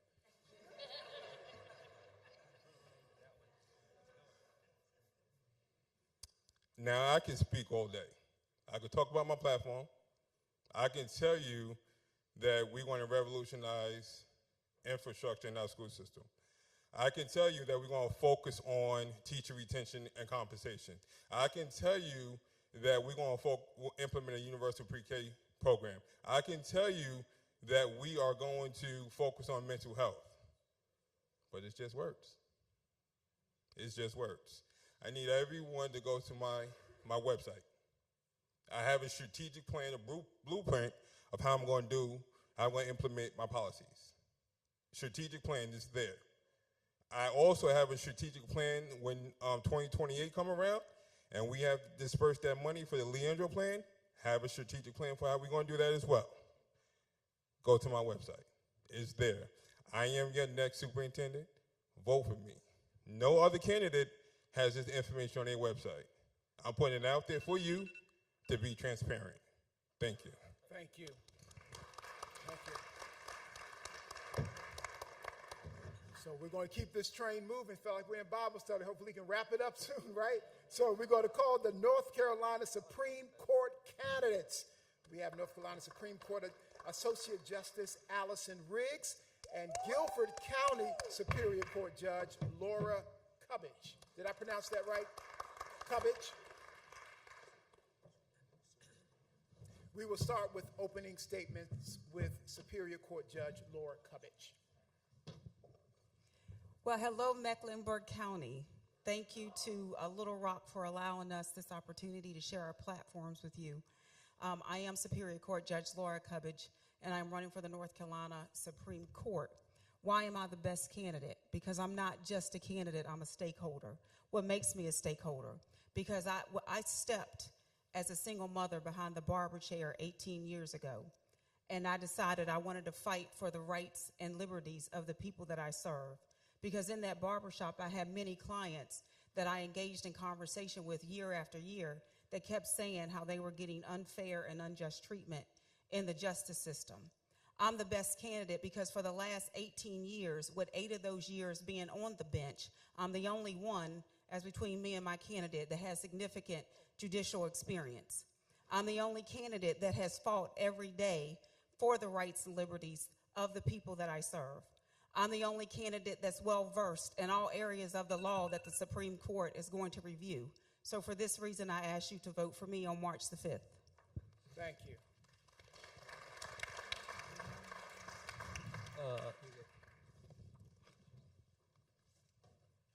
Good evening, everyone. Apologies in advance for my voice. It's a little iffy.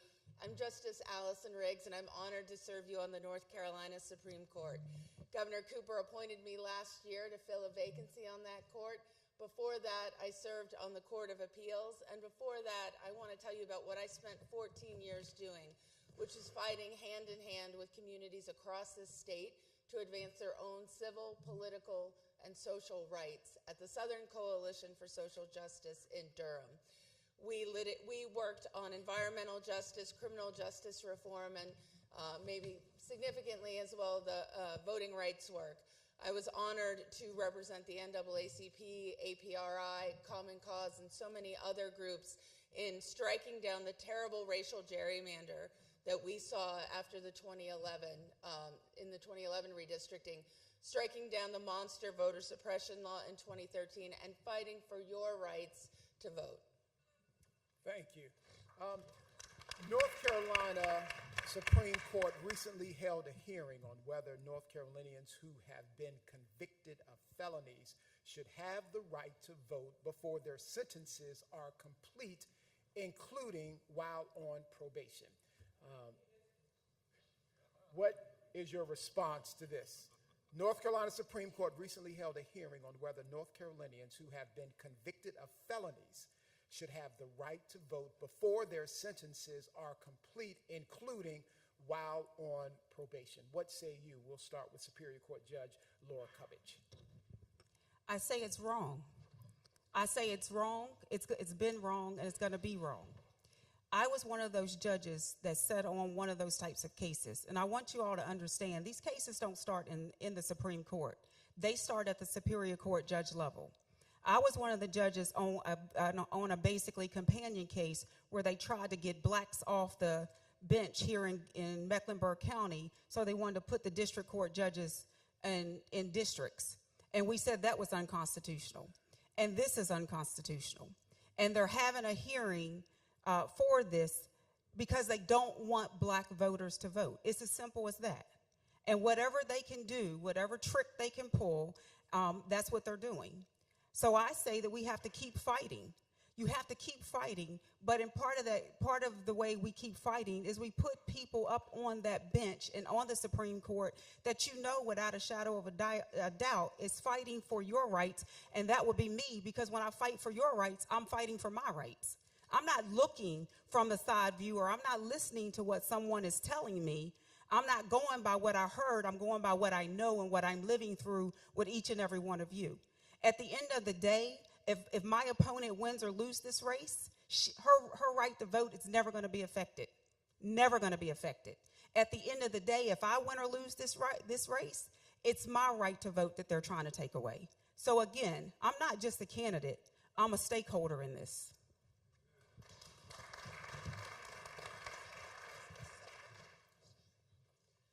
My record on this topic is clear. People are not the sum of the worst mistakes they've ever made, and nor should they lose their voice because of that.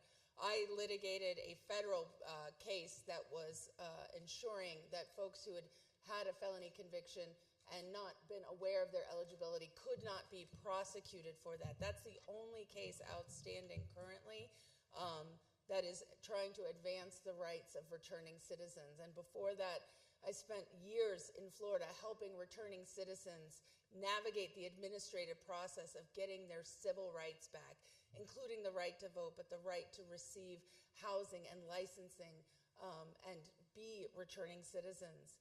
My hope is that we talk about both the intersection of criminal justice reform and democracy as interrelated. We can't fix what's broken in our criminal justice system unless we stand hand in hand with the folks who are being harmed by these policies and make sure that they can have the right to vote. I'm a judge now. I'm not an advocate any longer. I spent nearly 15 years being an advocate, but I know what it's like to think creatively about the law, and more importantly, I know what it's like to represent folks who couldn't have gotten an attorney otherwise, who faced prosecution while voting because ineligible. Never should have had to been in that place in the first place, but I showed up for those folks and then challenged the laws that were putting them back in the path of the criminal justice system as we went there. I hope that my record and the time that I've spent and the work that I've done speaks for itself on this matter. Thank you. Another case from the North Carolina Supreme Court. Last month, no new trial of a black man on death row despite being sentenced to death by an all-white jury after prosecutors used a handout to strike black people from the jury pool. Last month, the North Carolina Supreme Court decided no new trial of a black man on death row despite being sentenced to death by an all-white jury after prosecutors used a handout to strike black people from the jury pool. Just want to get your thoughts and perspective on this, and we're going to start with Associate Justice Allison Briggs. What do you think about that? So while I was on the court, I was recused from that case because I wasn't there for oral argument.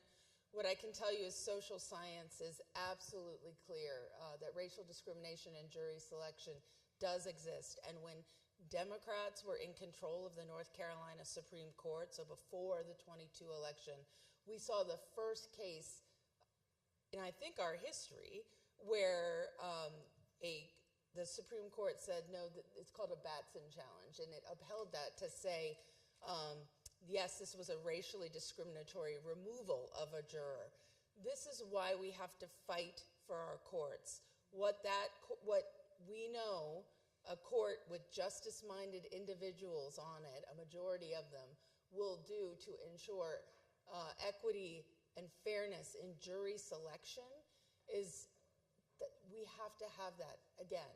We know what it's like. We've tasted that justice, and we know what it can mean for people pushed into a criminal justice system that isn't equally open and fair to people of all races and economic backgrounds. So my commitment is to fight for a Supreme Court that restores a majority of justice-minded individuals who understand the science and approach every human being with compassion and are willing to call out the judges who allow these strikes based on race to happen. Thank you.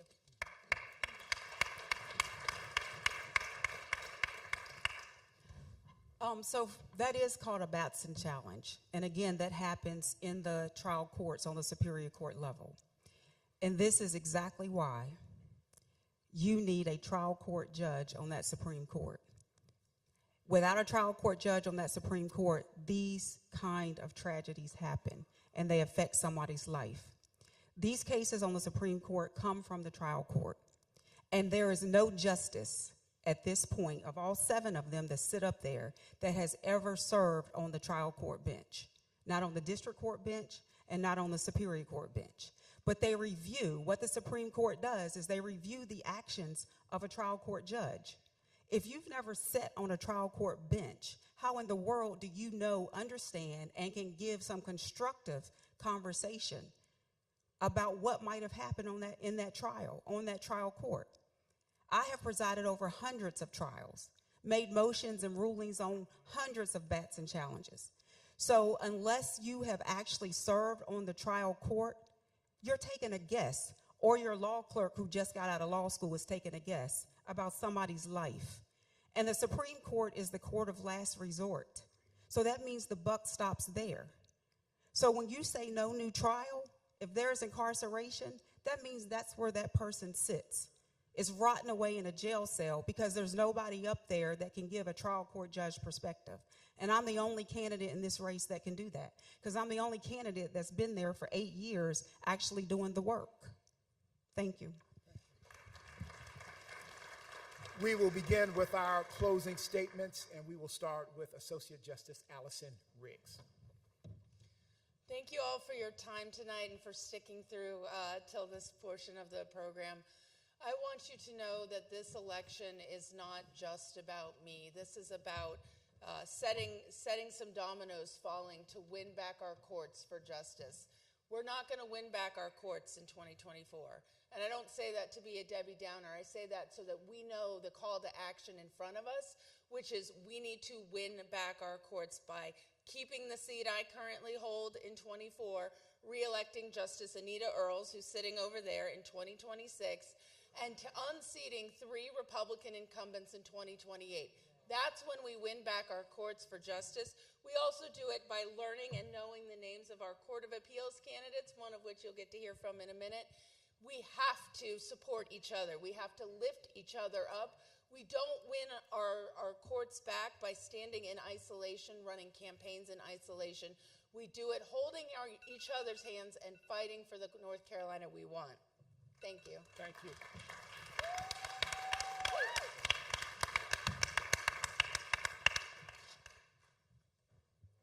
I agree that we absolutely must fight and work to take our courts back. But that starts with stop doing the same thing and expecting different results. Backstory to this whole seat that we're running for, Justice Mike Morgan retired. Every judge, when they retire, gets to go to the governor and tell the governor who they want to succeed them because they earned those years.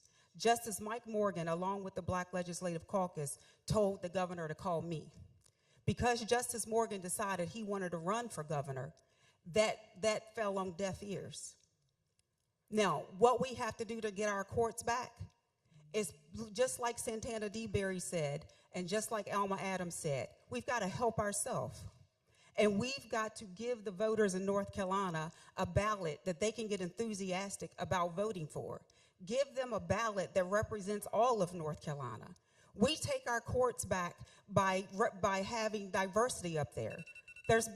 So again, I'm the only person that can touch all those stones And I ask you all to go in that booth and vote for me on March the 5th.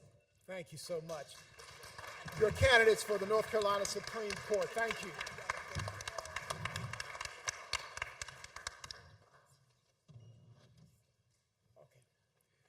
The last candidate, we're going to have North Carolina Court of Appeals candidate Judge Carolyn Jennings Thompson.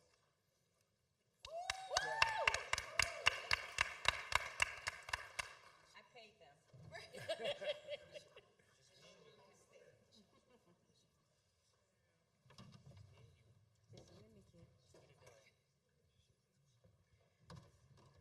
I know that some of you are already leaving. It's 9 o'clock. I won't hold you long. Let me just tell you that I am Carolyn Thompson on the Court of Appeals. I was appointed by the governor in September for the seat that I ran for in 2022. We lost the entire judicial slate, so I'm back with a greater fight to understand that these seats really do matter. And what we're facing right now is just exactly what we're seeing. At the end of the ballot, some people just simply don't vote for judges. The kind of court that I'm sitting on right now affects all of the lower courts in this entire state, and what we do is real work every day. 27 years, district court judge, trial attorney, superior court judge, been on the bench with the North Carolina Industrial Commission, helping people who get injured on the job, and now I'm holding it down as your Court of Appeals incumbent Democratic nominee.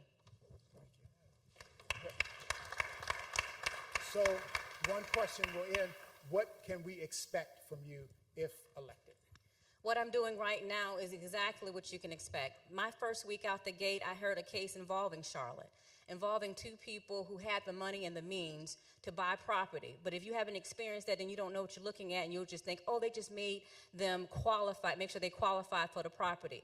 Well, because I've been in a position of trying to buy property, and they ask me, how in the world are you going to pay for that? I pay for it with green money.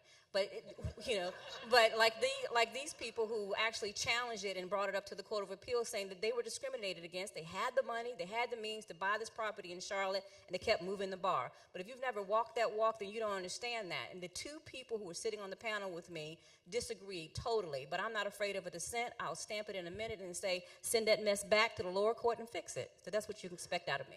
Wow. All right, then. Thank you. And then one last question. While you have been in that position, what evidence do you have that you have sent something back and fixed it?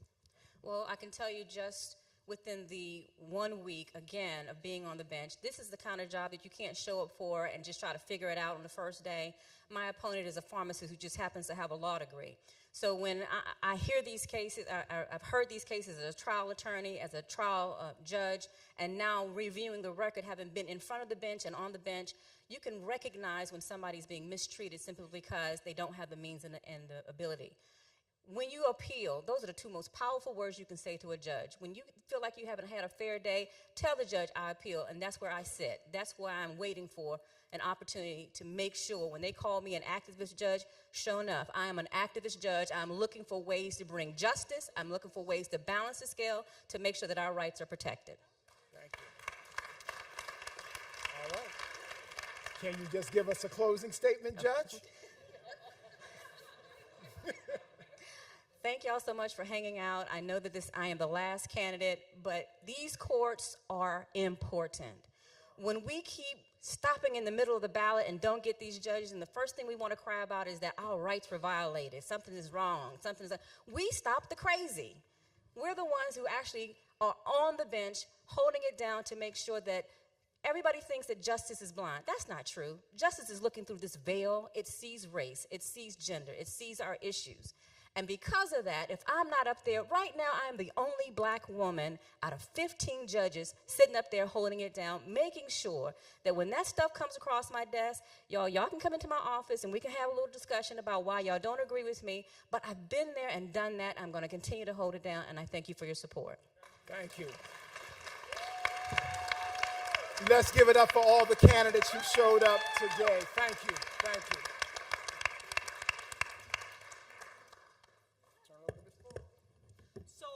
Thank you all for staying. We are closing out now. I would be remiss if I did not recognize Justin Taylor. He didn't know I was going to call his name, but Justin, if you can come forward. Justin Taylor is the volunteer that I did not know. We met at the Charlotte Black Voter Project second meeting where we had focus groups, and he is a PR guru. He is going to get us Snapchatted, TikToked, and all sorts of things, podcasted and everything else. So I just had to say thank you.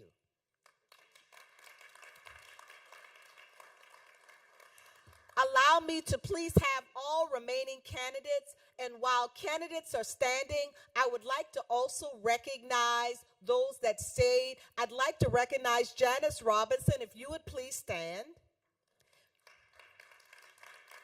Janice Robinson is over red, wine, and blue. And she is dedicated to getting the vote out in all sectors of North Carolina, actually. So thank you so much, Ms. Robinson, for the work that you do. So now over here, I will acknowledge County Commissioner Mark Jarrell, if you would stand and remain standing. This brother is so bad, he don't have Democratic opposition or Republican opposition. He is in an enviable position. Thank you for your service, and he's my county commissioner. District 4, more for 4. Mr. Caleb Theros, if you would please stand. Mr. Caleb Theros, he is a candidate for Senate District 41. Thank you so much for coming and attending. Mr. Osborne, if you would please stand. Charles Osborne he's a candidate for the County Commission. Now, County Commission, remember, District 2, I'm going to let them know, dear sir, he ain't run against Mark Jarrell because he would lose. No. Oh, no, you wouldn't. Not with me in his district. So, Mr.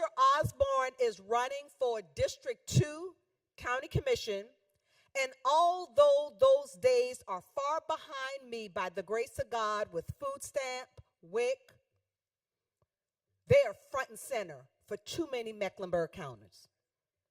Although those days behind me of having to go to the library because I couldn't afford to buy everything I wanted to buy for my son, so I needed him to read ferociously, those days are front and center for too many children and too many households. When you go to your parks, that's the Board of County Commission. When you go to your library, that's the Board of County Commission.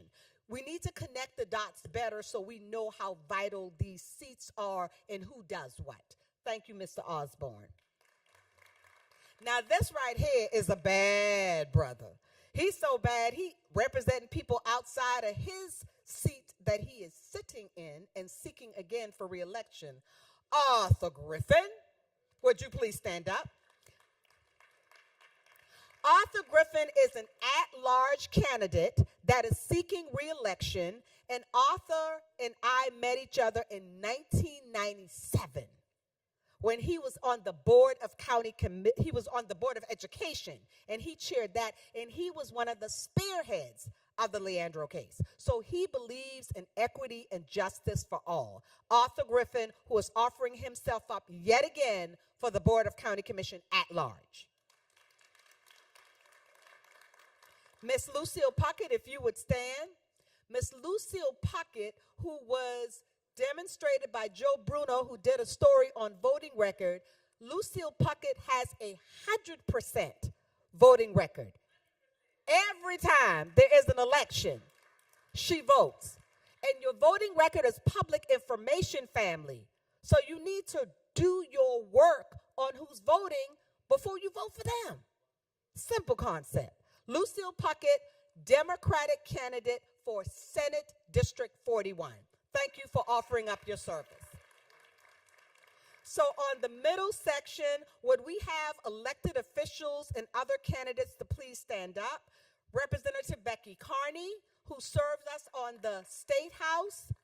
What is very important that we need to acknowledge with State House members, when folks are trying to gerrymander you out of your own house, Becky Carney is right there trying to protect our rights. But she got a hard battle because the numbers ain't good.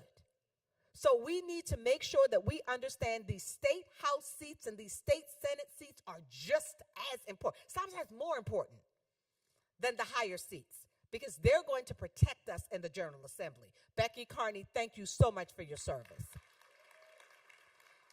Kendrick Cunningham, he is also a Senate District 41. This is a newly drawn district.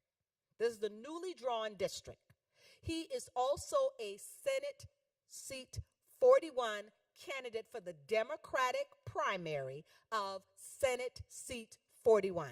Thank you so much for offering yourself up for service, Mr. Cunningham. Now, are any other candidates, elected officials in the middle portion? All right. Over in the rear, any candidates or elected officials that are seeking public office? I want to make certain we recognize everybody. So, JoJo Trosh, please stand up. JoJo. So, JoJo Trosh, this is our future. JoJo and Bobby played basketball together. When we talk about this racial divide and we wonder, oh my God, how did this happen? Let me tell you how you prevent it from happening. You have your kids play together. Bobby has spent nights over at JoJo's and talked with JoJo. And when he started driving, he's like, I got to go to JoJo's house because we're going to East Mecklenburg. I'm like, oh, okay. JoJo Trosh, you have a phenomenal record of service. You have done phenomenal things. We expect nothing but greatness from you. You're a Trosh anyway, so that goes with the territory. But thank you, JoJo Trosh. And I know you're a big boy now, so it's Joseph or Joe. But thank you so much for being here and staying to the bitter end. And this is the Black Candidates Forum, and he white. From a privileged, historic, iconic family. And he's still here. And he goes to a public school. So this is why we must vote, family. This is why. So, my dear from Palisades High School, stand up. Chase Howard, my beauty, stand up. From Audrey Kell. My man from Fletcher, stand up. These are our students. These are our students. This is why we're voting. This is why we have to vote. Now, quick quiz before I bring up the baddest county commissioner in the district, my county commissioner, Mark Jarrell. Quick quiz. When does early vote begin? Yes. When does early vote end? Yes. When is the primary? Yes. Remember, family, we have to hold the line because we lose on election day because blacks do not turn out to the propensity that others do. We have to hold the line. Precinct chairs, church members, your neighbors, you gotta talk to everybody because Mecklenburg County, like Miss Alma said, we gotta turn this mother out. So, County Commissioner Mark Jarrell, let's close this mother up. Y'all see me running up here. Good evening, everybody. Mark Jarrell, representing you on the Board of County Commissioners, District 4. You are sitting in District 4. Colette has asked me to come up and just to say thank you. So first of all, I want to say thank you to Dr. Walker, certainly for opening the doors of this house. He always does this, so please give it up for him. We want to give it up. Please give it up for Colette Forrest, everybody. Dedrick Russell, our moderator. No softball questions. Fantastic job, as always, showing up in the community.